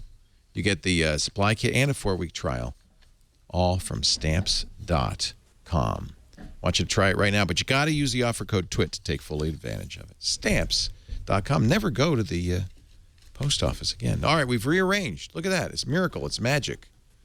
And I actually am glad because I wanted Cali a little closer, even though she has they say it's not a sword, it's a katana.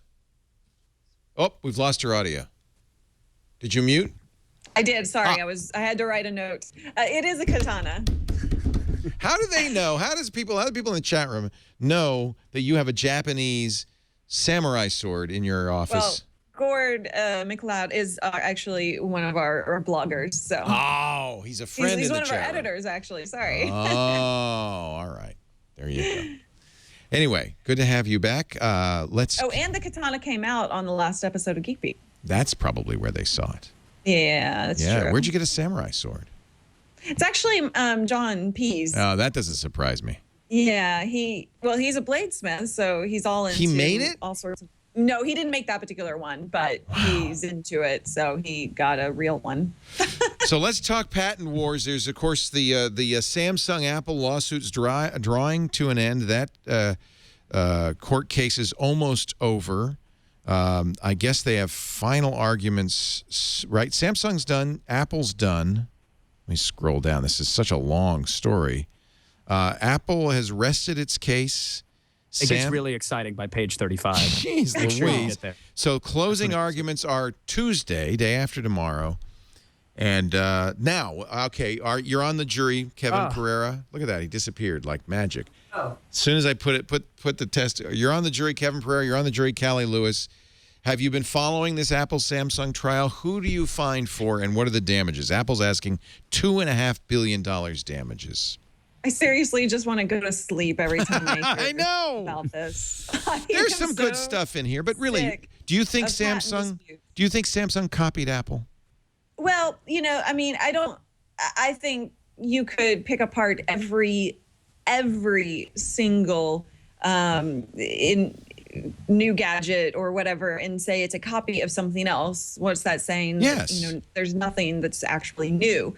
But there are some similarities in like the dock. I think that's part of the dispute, how Samsung does the dock, but I don't think that that's necessarily, and I'm not like a lawyer or anything, so I'm not, and you know what? Necessarily Cali, neither is the jury, and that's kind of the point here. Is the lawyers have had their say. Now common sense comes into play. I say Apple just move on. Yes. Let Samsung do their thing. They have. I don't think they're using that dock feature that they had on the whatever phone it was back then. That. Whatever. It's just like move on. Yes, you do have to. You have to stand up for your patents and you have to go through those legal rights, but just move on at this point. How about you, Kevin? You agree? Is it Apple should just move on and? Yeah. You're asleep too, huh? Listen. I'm these kind of issues, they stifle the industry. They hold back innovation. It's terrible. With that said, there was a site that did a great rundown, a comparison of what their phones were like pre-iPhone and what their user interface and phones were like post-iPhone. Clearly, some design cues were stolen or borrowed or iterated upon from the dock to the icons to the overall design of the phone. I mean, remember when the first iPhone came out, it was seen as a revolutionary design. And then a year later, it was there was Everybody's 1,000 twos. Yeah. So clearly some things were stolen. But this kind of bickering and infighting is only bad for the mobile industry. But I also understand a company's need to protect their design patents. I get really worried when I see natural human gestures being patented. Right. Like the fact that a wave could be patented by a Kinect device by Microsoft, or Apple could say, we owned the chicken wing, which, shuffles your iTunes tracks. Like, no, this is something that I can naturally do. You shouldn't be able to own that. That's where I get concerned. Kevin, that is a brilliant, brilliant thought. We should all be doing the chicken dance to control our stuff.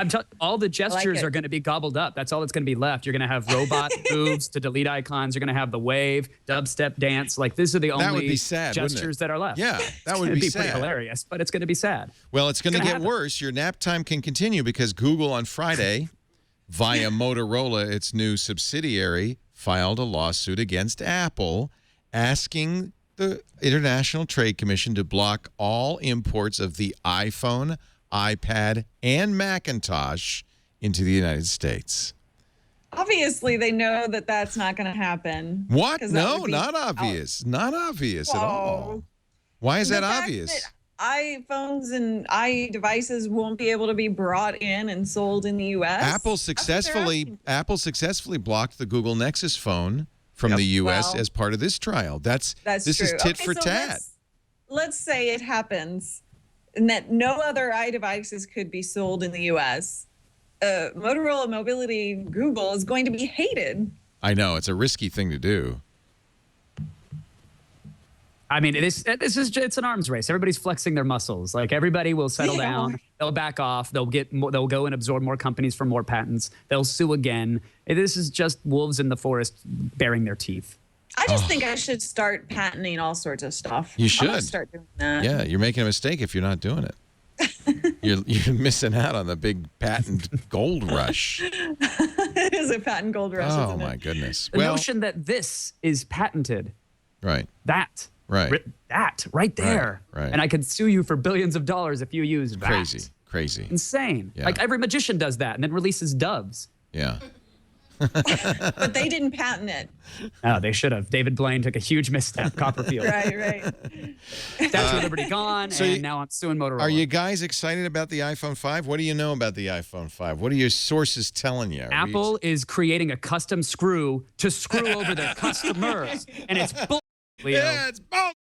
All right. Well, no, they're not, actually. And so there you go. We don't, I mean, the rumor mill is going crazy because I think everybody kind of agrees that we are going to find out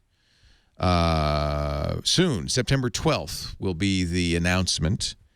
And that according to iMore, Renee Ritchie's been very accurate in iMore, that the pre-orders will be available then. And so you'll be able to pre-order immediately. Cali, will you pre-order the minute they announce it? Maybe. We'll see. See, that's interesting because I bet you last year you would have said yes. Well, 4S, did you order it right away?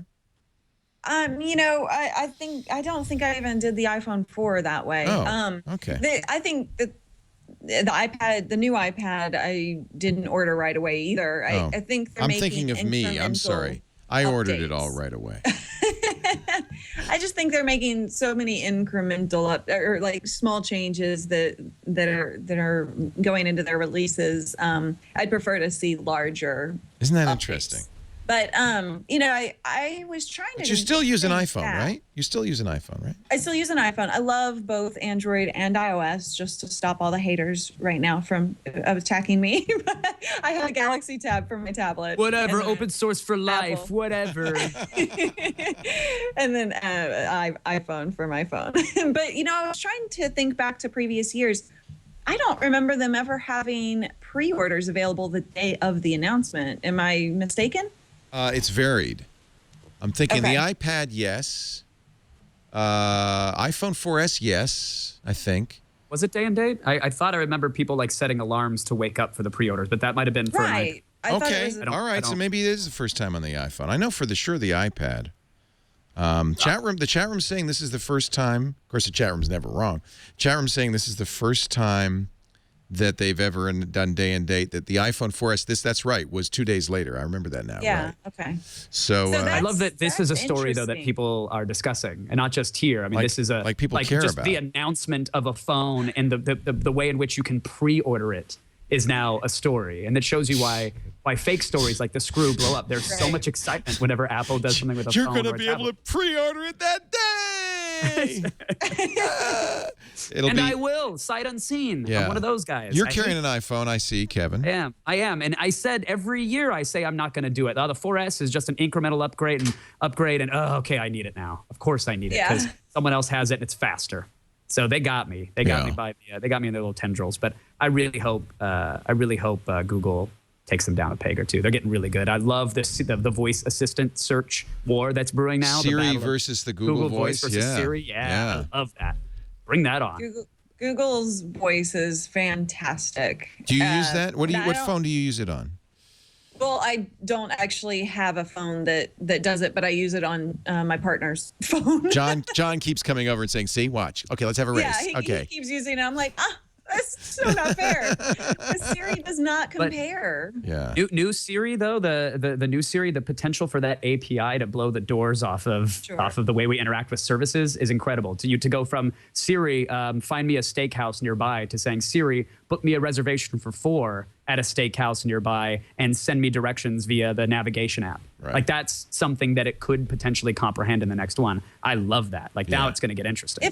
If that's true and if that happens, then Open Table, you can Open Table is one of the announced APIs. So if a restaurant supports Open Table, then there you go. Well, ironically, Siri had that before Apple bought them. That was already in Siri, and then Apple bought them and took it out. Sure, I'm sure they wanted a better deal. I'm sure they wanted to threaten to buy Open Table and get a better license. Yeah, exactly. It's not that it couldn't do it. It's just that Apple, maybe because of the vast number of people that would suddenly be using it. I don't know. They couldn't do it. The only thing that worries me, and I've whined enough about it, so I'm not going to whine anymore. Is this new dock connector? Now we know we believe we know it's a 9-pin dock connector, which will be incompatible with all previous Apple iPhone cables and dock connectors. You don't think there's going to be And again, what was I saying earlier? It's risky to put your whole business on one device or one platform.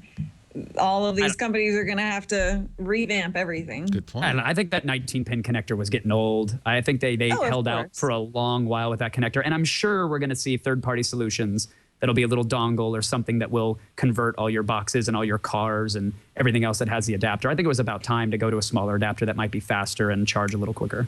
I don't disagree. I think it'll be nice to have that smaller adapter. I almost wish it wasn't proprietary, but again, we're talking about Apple. So would have been so what nice. am I saying? Micro USB. So, Kevin, is your impression that the new 9-pin cable will charge faster than the 30-pin did?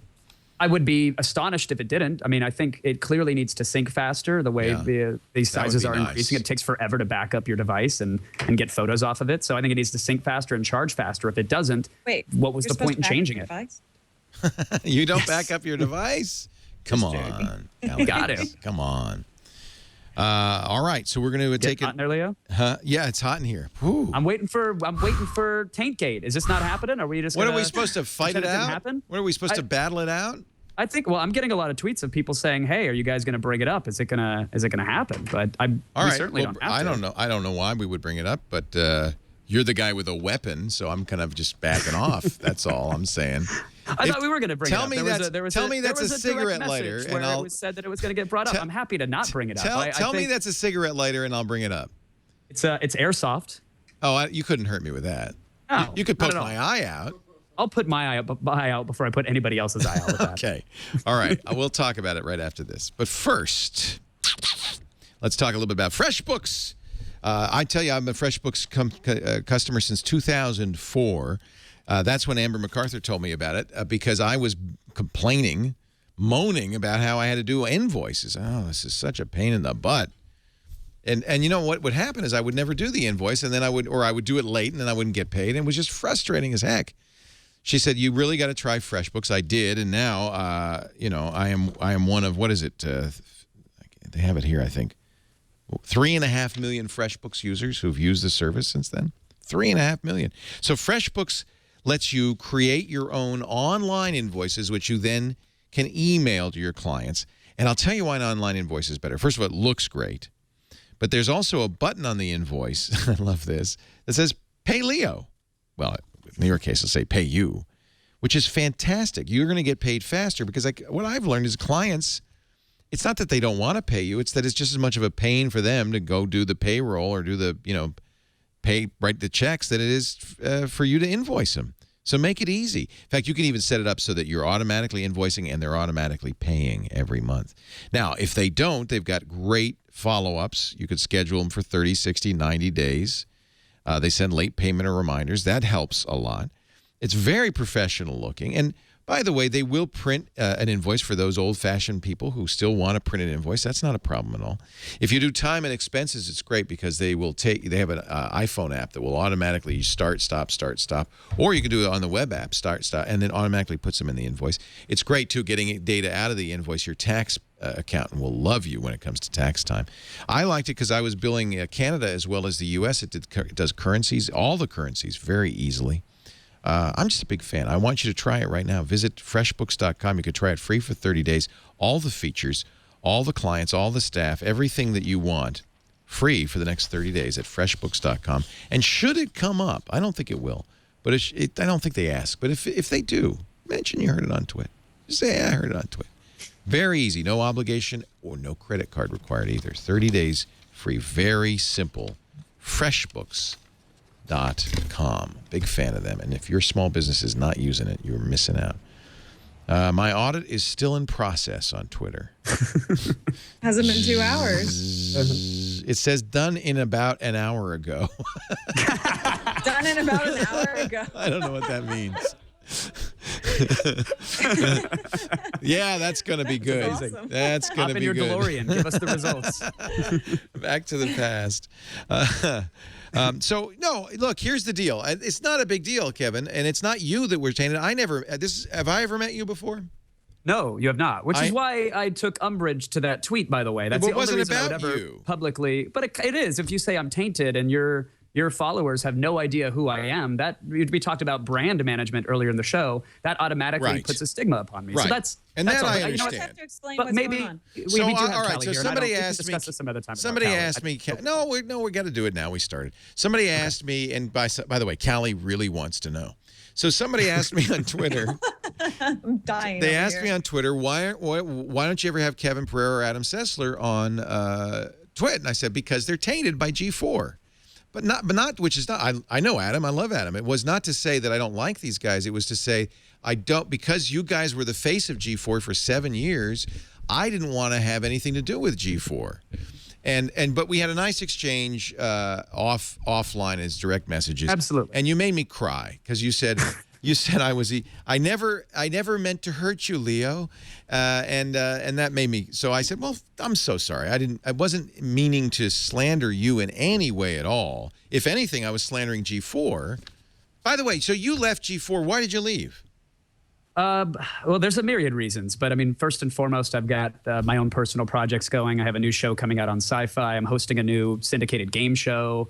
I've got a series coming out for an online thing. Yeah, I'm just super busy. And to be honest, there was a little bit of fatigue of fighting a broken brand promise, which is something that was always an uphill battle for the network from day one to the Tech TV merger to today when there's a new president and a reformatting and a rebranding. And I didn't know that I had it in me to hang in there for to be the ambassador of another brand. It's a very difficult, stressful process. It's kind of a failed network, right? I mean, let's be honest. I mean, yeah, well, it depends on how you look at it. It really does. I mean, there's certain spreadsheets where it's absolutely successful. There's a certain core audience where it has resonated. They're reformatting yet again. So that's what remains to be seen what will become of it. I can tell you that merger was bungled. It was successful in the sense that it kept the lights on for a lot of people, a lot of good people. Yeah, not me. Not anybody I know, but yeah. Correct. And and to that point, I witnessed that Band-Aid getting ripped off and saw how tragic and how mishandled that merger was. And it was painful to watch. Yeah, and actually, even more painful to be the face of. I don't really, and that's where I felt bad because, you got in the middle of it. And look, you're working and you're trying to get a job. I was a 23-year-old kid who was given a chance to host a show, by the way, that I was a huge fan of. Before it went down. Somebody gives you a job. It was a dream job. I'm standing in the same studio as Kevin Rose and Sarah Lane, people that I used to admire and adore on television, and now they're my coworkers. So for me, this was the greatest experience ever. And then slowly, the wool was pulled down over my eyes, and it became this thing that I was the ambassador of hate and change for a network that was mismanaging. Yeah, that's where I really felt bad for you. Actually, when I heard you say that, it's like, oh, I'm sorry you got stuck in the middle of that. But with that said, listen, I'm glad. I'm really glad, and I appreciate the opportunity to come on your show and just sort of say hello because I've always respected and admired you, and I didn't take the tweet personally, but I did. I think you understand why I had to get defensive in a public manner about that because for years, and maybe I'm hypersensitive to it, but for years I have fought the G4 stigma when in reality I was more, I think, Tech TV at first and quite an actual nerd who really appreciated what Tech TV was doing. So I had to speak up. Yeah. I feel like this is a Teletubbies moment. I'm not hugging him. No. Come on, cuddle party, man. No. Come plan a smooch on the monitor. No cuddle party. Put it on this Portuguese But I have to say, and I had, of course, I've never intentionally never watched G4, never saw your work, so I had no idea. But I know many people who know you, including Kevin and Sarah, who say good things about you. So I knew you were a nice guy. And it wasn't really about that at all. I just I didn't want the words G4 to show up on TWiT, and well, that's all. So, but because you're a great guy and you're impressive, you're very smart. So I'm glad we had you on. I mean, we'll have you back. You're great. Thank you. I appreciate it. It's an honor. And listen, I know you say you would have no desire to be at something like Lead Up, but I'm telling you, it's a crossover crowd that has insane energy, and you're more than welcome to come on and do a live TWiT or whatever you'd like from the show. We'd love to have you out there. I think it'll be wild. Maybe you can play with Epic Mealtime or jam with Mike Realm. Sounds awesome. We'll give you the Diamond Dave app, and you can trigger some yes. People should find out. I'm really going to be watching with interest. It's a very interesting idea. It's basically a nerd Lollapalooza. Yeah, that's the hope. I mean, the first one there's footage on the site of our first one, and we announced Grace Helbig is joining us as well. So we've got who's that? She is one of the most talented, funniest women I have ever met in my life, let alone people. And she does a My Damn Channel show called The Daily Grace, where she improvs daily really about whatever. And she is amazing and hilarious. And we're gonna put wireless GoPro cameras all over her body and send her out into the crowd to do some audience interaction for some games, in addition to some other crazy stunts we have planned. So cool. It's going to be wild. But I'd love to have you out if schedules permit. You're not coming to San Francisco, but we'll fly you. We'll take good care. We'll put you up at a La Quinta Inn. You'll get a continental breakfast. I think I'll watch from a distance. But thank you and good luck. I see a crossbow in the guy's hand. That's the only thing that worries me is the weapon. Marshmallow crossbow. Oh, it's marshmallows. We also had parachuting Twinkies coming down from the rafters. Leo, you have no sense of adventure. You wouldn't come skydiving with me with the U.S. Army Golden Knights. You won't go to Lead Up. We got to work on you. You know, initially I said I would jump out of an airplane. And then I realized what I had said, and I said, no, I'm not jumping out of an airplane. I'm not nuts. What do you think? I mean, I'm an old man. Look, you got to understand, it's not good. It would break my ankle or something, and I would be very bad. You don't want to be there for that. We're going to work on you. We mentioned the sponsored stories settlement. So Facebook got sued. This bugged me. I remember I saw, I would get these ads that Robert Scoble loves hair loss for men. And I thought, why does Robert know that they're using his name? I actually asked him on this show, and he said no. These were the remember this on Facebook? You'd get a sponsored story that would say, your friend likes this product. Facebook got sued over it and lost. And the proposed deal required Facebook to pay $10 million to the attorneys and $10 million to nonprofit groups like the Electronic Frontier Foundation. A judge has said that's not enough. And I'd like to know what... down to the users? Yeah, no. Judge Richard Seaborg in San Francisco, U.S. District Judge, has expressed skepticism about the settlement, rejected it yesterday, saying he has serious concerns and wonders where'd that number come from. So I think it's good to hold Facebook's feet to the fire on this. I thought it was pretty inappropriate, the sponsors stories thing. And it probably adds to the drop in Facebook prices. Facebook has said that the user controls, the ability to opt out of it, which they have added, have costed $125 million in advertising revenue. So that, by the way, I want to underscore that. So Facebook initially just used your name. They really didn't. They didn't give you any control over it. They lost $125 million when a judge said, no, you have to let people opt out of this. That just shows you how much money there is in this kind of stealing of your identity that they do. Is it stealing, or is it something that we agree to with the 45-page terms of service? Interesting. And then someone gets upset. I'm sure buried in there somewhere they have the permission to do all that. Oh, sure. And you're right. It's not stealing because it's not identity theft. You're right. They're doing something you agreed to. You just didn't know.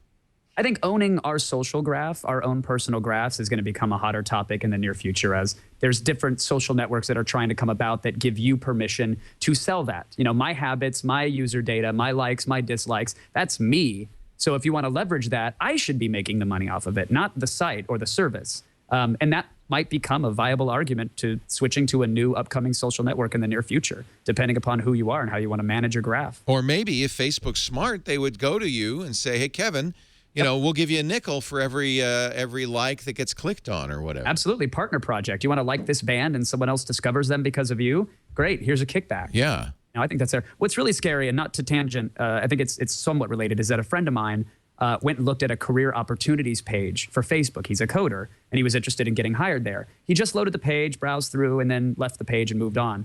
And within a day, he received a phone call from Facebook saying, hey, would you like to become a developer? We noticed you looking at our careers page. Wow.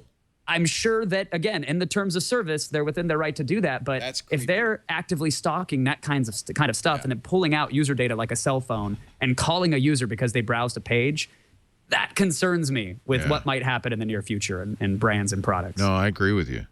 And I think it's happening all the time. Yeah. Isn't there a site that just came up that basically shows or kind of rates terms of services through different? I saw that somewhere. Oh, yeah. It's You know a what I'm really talking good, yes, I do know what you're. It's like TOS didn't read, TOSDR or something like that, and they assigned a grade to terms of services based on what licenses and rights they give the end user and what they can do with your content and how easy it is to opt out or get out of the site. And it's nice because you can at a glance see that, you know, Twitter is orange or TwitPic is red because they can sell your photos that you tweet out. Yeah. It's a nice at a glance. The thing is, though, like with some services, let's say Twitter or Facebook go red. Are you really going to not use it because of that? You know? True. Very true. TOS-DR.info. Yeah. They say that the biggest lie on the web is, I have read and agreed to the terms. Nobody reads these terms of service. And you're right. TwitPic is the lowest so far rated because your images become their property, which is creepy. And they're the default image service for a lot of a lot of clients. Yeah, this is a really good idea. I hope it's lawyers. I don't know who's doing this. Well, if you expand any one of those agreements there, you'll see a little more plain English translation line of what their TS is and a translation. So while it might be lawyers, I mean, I think you could look at the lines and just go, oh, you can understand what that's saying. You just didn't dig through 45 pages to find that line. Maybe they did. Here, this is what you should read right here. Yeah, that's good. Great idea. This is where the web can really be a fantastic, valuable thing. Even if we so do it's not like all to garbage, gossip. Leo. There's hope for the There's internet. hope. You've cheered me up. You and Lead Up have cheered me up. I have it right here in front of me. I was going to ask you about the Olympics. 150 million tweets. Did you tweet the Olympics? Did you tweet at all about the Olympics? Either one of you? I barely knew what was going on. You didn't even watch the Olympics, Cali? Well, I don't have. Well, I guess you could have watched it online. No, I didn't. I don't. You don't have a cable. TV, do you? I do not. I just don't watch enough TV, so I cut the cable a couple of years ago. But I guess you could watch it online. I don't really know. I wasn't paying any attention to the Olympics. I have a business to run and shows to produce, so. I think despite NBC's best efforts, you could watch a lot of it online and catch the best tried stuff. not to. I mean, That's the true. internet told me what I needed to pay attention to. The internet linked me to every clip that I need to know and every story that I wouldn't have known because it was being censored by our broadcaster here. So that was my Olympic experience. Yeah. That's the notion that they could cut away during the opening ceremonies into a Michael Phelps, Ryan Seacrest interview. That was so horrible. The fact that they can do that, like, could you imagine had the BBC or Channel 4 done that during a 9/11 tribute? Could you imagine the uproar? And yet NBC was like, it wasn't tailored to an American audience. Yeah. When a Chinese fencer is crying on the stand because she doesn't want to leave, she's been wronged because an intern, a volunteer 16-year-old timekeeper robbed her from winning a match, and you don't know about that unless you use Reddit or Twitter. That's a travesty. I agree. Yeah. So. I agree. But it's also the Olympics, so I don't care. What happened with OnLive? I should have really led with this story because this is a very bizarre story. Now, I don't know if you're so OnLive initially, and they've been around for a couple of years. I remember seeing them at E3 2 years ago, and then again last year. The idea was you'd be able to use their servers to play high-end video games, even on low-end hardware like a tablet or just one of their OnLive devices, because all the work was being done on the server. So and then smart. It was a clever idea if it worked, and it did seem to work. There was some latency, but it worked pretty well. But it mustn't have been doing well because then they did a little pivot and they created the online live desktop, which all of a sudden was a way that you could use Windows and Office on your desktop computer, on your iPad or your Android tablet, which was very different. Same technology, but very Cloud different. rendering. I mean, that's, to me, look at what Otoy is doing. Look at what OnLive is doing. Gaikai or Gaiku, I believe. There's a bunch of services doing cloud rendering, and it makes sense. Like, we're going to laugh. But weren't these guys the first? Processors and all these devices. We're going to laugh in 5 years' time. Let it be rendered in the cloud, and as long as speeds are fast enough and you're not past your Verizon 4 gig bandwidth allotment for the month, you'll stream it in 1080p to whatever thin client there is. You just need 60 frames a second at that resolution. But you're right. They had to pivot because they thought, well, gaming, that's going to be the killer app. But they couldn't secure the games or the controllers to really wrap up an experience that was as captivating as a PC or a dedicated gaming console. Interesting. So that's what happened. That's what happened. I mean, and look, hindsight's 2020. If I was OnLive, I would have done touchscreen gaming applications for bars and licensed out. Think of the way bars have the trivia internet things jukeboxes. Yeah. I would have done play any game you want, or a cyber cafe. Instead of a cyber cafe having to do 40 machines so people can play Diablo 3, they can do 40 e-machines or thin clients and just license the technology from OnLive and get it there. But I'm sure there were license agreements that got in the way of that Steve as well. Perlman, the guy who founded it, very smart guy, did web TV. He was a very brilliant entrepreneur, had done work in this field before.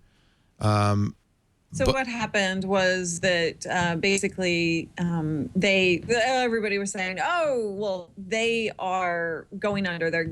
All their employees are getting fired that day. I think it was 2 days ago, maybe Friday, I think. Yep. And so the employees were saying they were being cut and let go, and OnLive was dead. But in reality, what actually happened was that they're going bankrupt and they're getting bought by another company, by a different entity, by a single by one guy. person. But it seems to me that this is all kind of pre-planned, and this whole acquisition is just meant to kind of get out of the bankruptcy, essentially. So there's some information that's recently come out. This is from computerandvideogames.com. Steve Perlman apparently said the problem was the servers, that in order to make OnLive work, we had to have enough servers for the peak number of users. He said we literally bought thousands of servers and all the equipment and the network to go with it. We had plenty of them, plenty of bandwidth, but we didn't have enough users to get cash flow positive. He says if you've got 8,000 servers and 1,600 users, how are you ever going to make money? Now he's talking about concurrent users. So yeah, servers are super expensive. Right. So they just they had to have spent a lot of money on that, and the whole cloud processing. I mean, that's a huge expense. So they basically, it sounds like they burned through every penny that they'd got. Now maybe they anticipated more than they actually could get, more users than they could get on board. Now they did hire back a large portion, was the quote, of their employees. So through the other company. Right. They've kind of gone through this spiral. That's the new trend, fire and rehire. They're taking Apple's cues. Yeah, after the Transcontinental Railroad was built, most of those companies went bankrupt. Even though the Transcontinental Railroads were a great idea, an obvious way to make money, in the short term, they couldn't. And it may just be that OnLive, as you said, Kevin, it was bad timing. They were in the right place, but they just... the timing wasn't right. The first wave crashes the hardest, right? I mean, they're the early adopters, and so were their customers. And unfortunately, that might have been too much too soon. Maybe now they'll scale back and rethink. But I've used OnLive before and had been thoroughly impressed by the experience. As a gaming platform is one thing, OnLive but as a video platform, as a social viewing platform, as a VOD platform, you've used it really like that? Fascinating. Yeah, because you can, I mean, look, you could press a button on OnLive and it would zoom you out to show you 100 concurrent video streams of live people, live playing. And you could tap on any one. It would zoom in, full screen, high def, and you could press a button and launch the game they were too. So imagine that for co-viewing. Imagine that for all the live streams that are happening on various online video platforms like this one. Someone could just tap, zoom in. If they want to watch the show, they're watching as well. Tap, zoom out, and there's every other show being broadcast related to that. That's the power of cloud rendering. It's not going to drain any extra power from the processor of this or from your computer. But the problem is that it did require thousands of servers, and they didn't hit that critical mass point. So tell the truth, Kevin, it was you that bought it, wasn't it? The OnLive OnLive system? Yeah. No, unfortunately, I gave it a great review on Attack of the Show based off its future promise, but I gave it a much less polite review for its current existence. You killed it. I did not. I was honest about it. You killed it. I was honest about it. I think in a few years' time, it could be a fantastic technology, just as all these cloud-based renderers are. I think that's where we're heading. It's just a little cost prohibitive right now. I think actually you nailed it. That it's a brilliant idea. It was a little laggy. I mean, there were some potential problems with it. But for gaming, that was a huge issue. But for media consumption, for Hangouts, for video chats, fine. Latency was great. Kevin, I think you're right. I think I hope you're right that they'll scale back and kind of regroup. Unfortunately, in the process, a lot of the employees, some employees lost their jobs and everyone lost stock in the company. So if that means anything anyway. Perlman said that the guy, he wouldn't say who bought it, but he said the guy who bought it is an extraordinary guy and a very accomplished and well-known venture capitalist, very wealthy. These are quotes from the meeting that he had, the all-hands meeting he had on Friday. I guess somebody leaked. And Perlman is of the opinion that OnLive is, quote, the entire future of everything. Or at least the buyer believes that. I'm sorry, the buyer believes that, but couldn't afford to rehire all of the 200 people that OnLive employed.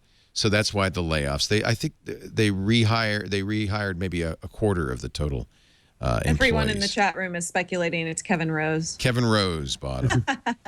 I think it's Kim.com. Kim.com. That'd be good. Yeah. But he basically made it sound like OnLive is the next Zombocom. Do you guys remember Zombo? No.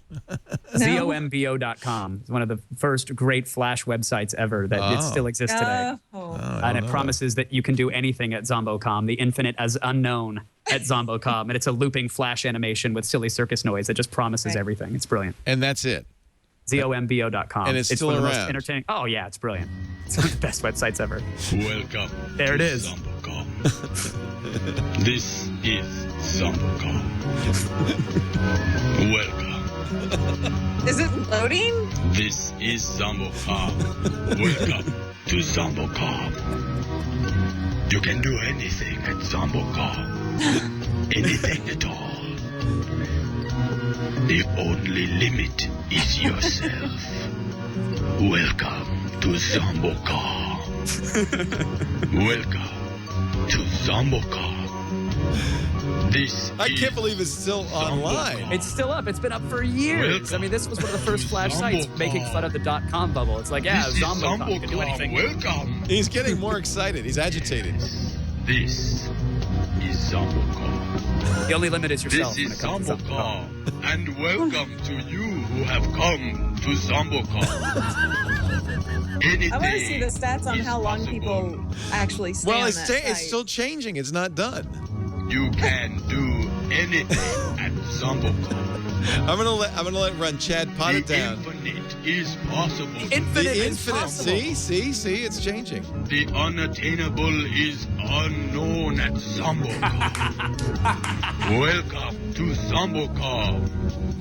You boys are so simple. S. Bardo in our chat room says he let it run on a coworker's computer for 2 weeks. Oh my God. The infinite is unattainable. It's attainable at Zombocom. Love it. That's what that founder said about OnLive. It's the future of everything. Yeah, it's Zombo. But I kind of agree that cloud-based rendering and streaming to thin clients is the future of everything. So it's an interesting idea. What is it? I mean, it's why is it such a great idea? Because the hardware then on our end doesn't have to be so good. Yeah, because then we don't have to upgrade something like this ever again. As long as it receives a signal from a server that's, you can upgrade user interfaces. There's no software updates. All your software is currently up to date. You can go to any client, sit down at a computer at a hotel or at a cyber cafe or even at a Starbucks. And as long as your profile and everything's in the cloud being rendered there, it's the exact same experience, sans input device potentially, but it's the exact same experience everywhere. We don't have to buy new devices because they have faster processors. All that's handled in the cloud and updated there. Yeah. And right now it's early. I mean, it's clearly early, but in a few years' time, I think that's where we're heading. Interesting. Well, obviously you're not alone. Some very wealthy guy feels exactly the same. Sure. Douglas Zombo. Mr. Zombo. The Mr. Zombo. This is Zombocom, and welcome to you who have come to Zombocom. OnLive can do anything. Anything is possible at Zombocom. Oh, Lord. All right, we're going to take a break. Callie Lewis is here, geekbeat.tv. God, this is a long show. I'm going to just do a quick ad. Well, before we even do that, I think we have to run the promo because we have a promo. We like to do this. This is something new we've started to do because it turned out nobody knew that we did anything else on this network. So we do a lot more on this network than just this show. Take a look. Welcome. This is Zombocom. Welcome. Might want to pod down the Zombocom. You have to kill Zombocom. Oh, you mean you can't play it? No, it's on the TriCaster, remember? Yes. Zombocom will continue forever? Zombocom will always continue because I think you have to TWiT redo network is the your promo Zombocom now. podcast. I can't. Wait a minute. Zombo has a newsletter. Oh, God. Welcome to Zombocom. I don't know how I got that, but I clicked something and it says there's a newsletter. Sign up. Oh, man. That brings me extreme joy that played at the same time as the promo. okay. Screw the promo. Here's the actual promo. Go, go, go. He's TWiT. NSFW. Holy physical copies of the Diamond Club. Wait a minute, pause that. Wait a minute, pause that. Wait a minute, because I don't think people are going to see what's going on in the background as Justin Robert Young is announcing the hard copy of Diamond Club. Scroll that back a little bit and look over his right shoulder. Go back a little bit. What is that? What is going on there? Just tell me what is Someone going has on gone there. Super Saiyan. Well, His I power was, levels are 9,000. Well, that's me. And I happened to be dyeing my hair at the time. Are you a fan of the Mohawk Man and NASA's JPL? What is that? Is very well. There was actually a we came up with OMG Raptor as I was a little bit of like a dinosaur raptor, Dino Raptor, and it freaked Justin out. So we got that. I wish so that you there got was to a watch these GIF promos carefully because there's stuff, By the way, all sorts of. The most telling part of that frame was the fact that his workstation is covered in plastic. Right. Now, you can blame that on the hair dye, but I think that maybe, are you glazing the home row? What's going on? Do you need to have a little more Lays in the self-control? home row. All right. Let's see the rest of the promo. This is TWiT. NSFW. Oh, Lord. Holy physical copies that. of the Diamond Club. Are you kidding me? This is absolutely amazing. This is everything we wanted. Are you kidding? Look at the chat room, dude. They're freaking out. So there we go. Oh my God. We have them. This is so cool. Before you buy. The rugged portable is hard to kill. We've taken turns shooting at it with a shotgun, smashing it to the floor, and shooting bolts of lightning into the drive. Home theater geeks. So now you can watch it in 3D on any 2D set or projector. So you don't need to go out. The display itself does not need to be a 3D capable display? Exactly. Giz Wiz. And don't take an aisle seat. Oh, can I get out? I have to go to the bathroom so bad. I'll just deflate my pillow. If you missed this week on TWiT, you missed a lot. We will be reviewing, I got them today, the, what are they called? The Orbit Wheels roller skates. And so we're doing a new segment on the Giz Wiz. It's called Crap I Found on Sky Mall. And yes. Yeah. This is yes. Yeah. And we're letting the audience vote on what it is that these are the Orbit Wheels. You see, you put them on your feet. So I will be doing that, my review live on the Giz Wiz. Stock and Segway just tanked. That looks like the future of transportation. Forget that. This is it. This is going to change how cities are built.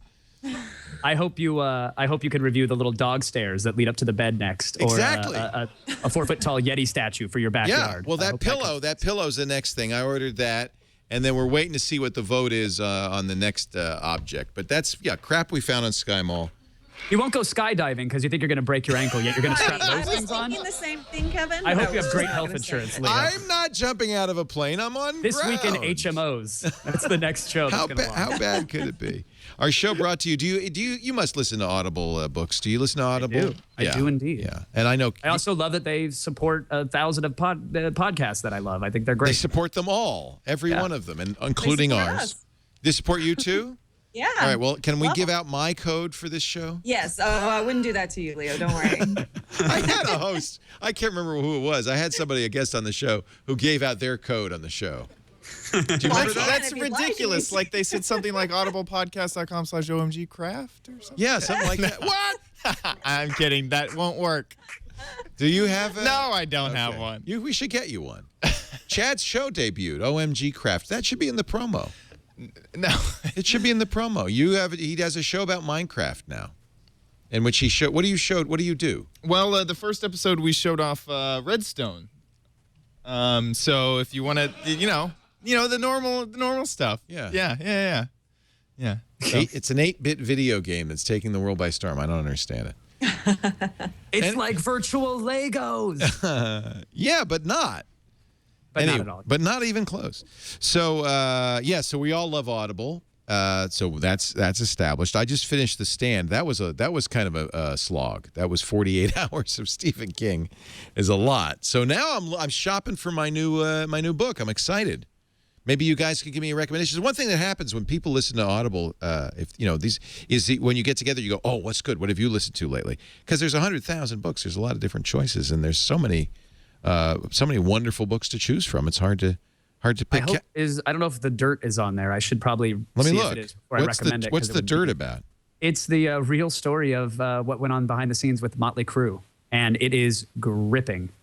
It's very explicit, and it's incredibly gripping. Like what this band did, not only to become the rock stars that they became, but also what they did to fans backstage. It's wild. And I love that kind of book, I have to say. I'm a big fan. What they did to fans backstage. Yeah, well, you can only imagine. Yeah, you can only imagine. There is not yet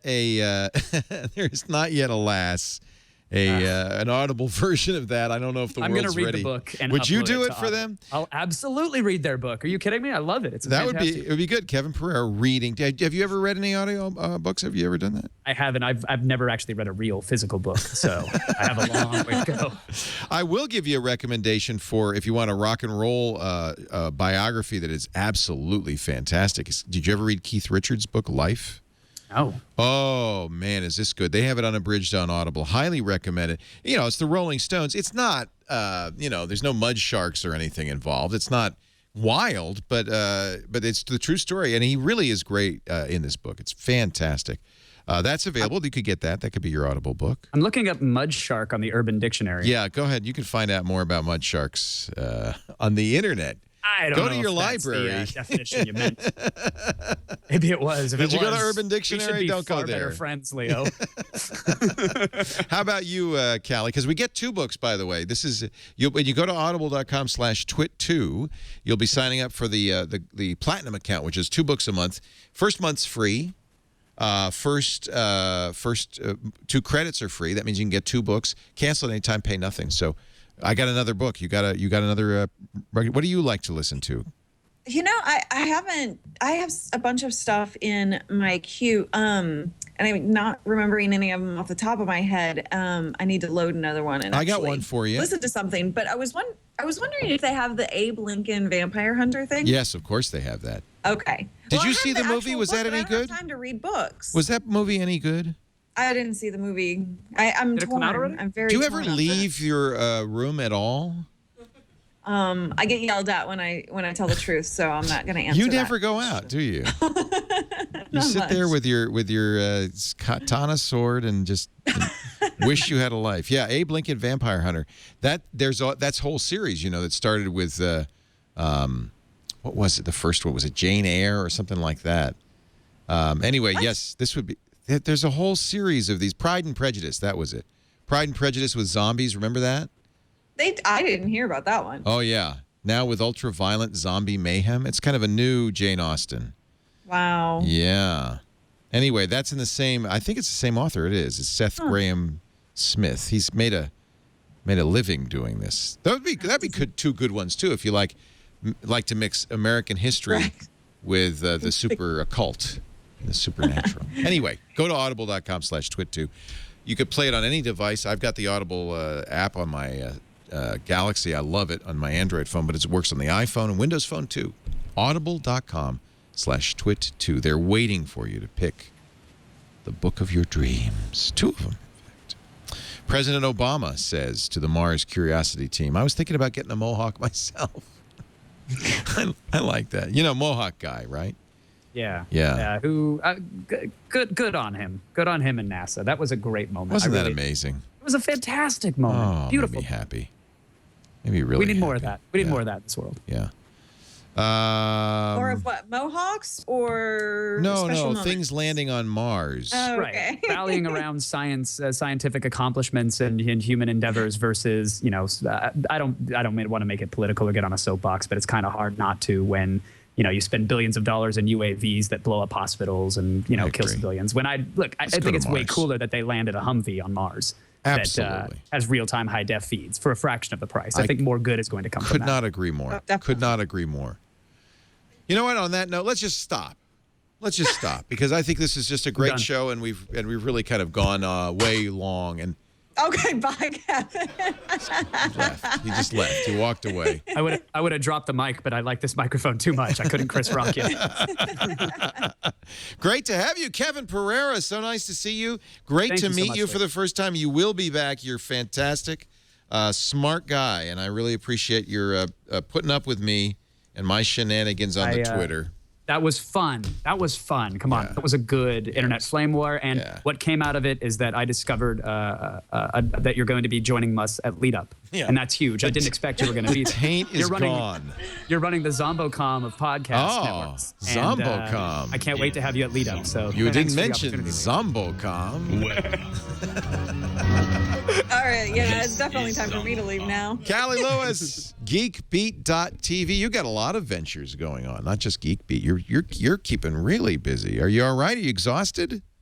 No, I'm good. I'm having fun, and are you ever going to use your real name again, or are you now officially Cali Lewis for the world? You know what? It's interesting. I've noticed because over the years people have known me or met me as Cali Lewis. And so they just call me that. My friends call me that.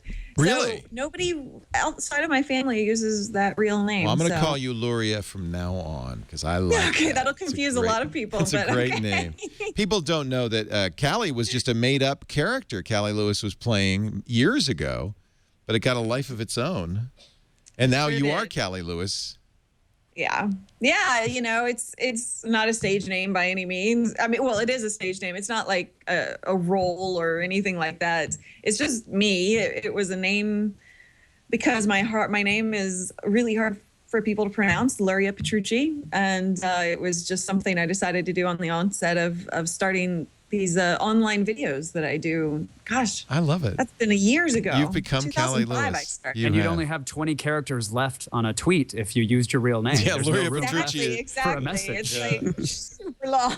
Well, everybody loves Cali. You're just the greatest, and I'm glad you're doing so well. You've got Tip a Day, you've got Geekbeat Live, and of course Geekbeat.tv. You can find it all at Geekbeat.tv. Great to see you again, Cali. You too, as see you soon. Yeah. Let us know when you're up here, okay? Oh, right. You never leave, so I never see you again. Monday.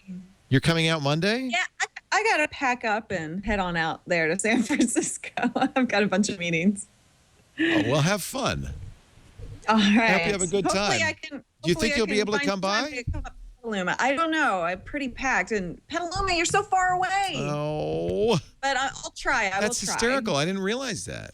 I know. It kind of came up. Well, good. We'll have a nice trip. Thanks. Great to see you. Kevin, Cali, thank you for joining us. We do TWiT. Thanks, boy, my God, this is a 2-hour TWiT. We do 2 hours and 10 minutes. We do TWiT normally 3 p.m. Pacific every Sunday afternoon, 6 p.m. Eastern Time, 2200 UTC on TWiT.tv. If you watch live, bring lunch. But if you don't, the nice thing about this show, it'll last you all week. It's like, you can just chew on it all week long. You can get on-demand versions available at our website, twit.tv, of course, wherever podcasts are stored. Thanks for joining us. We really appreciate it.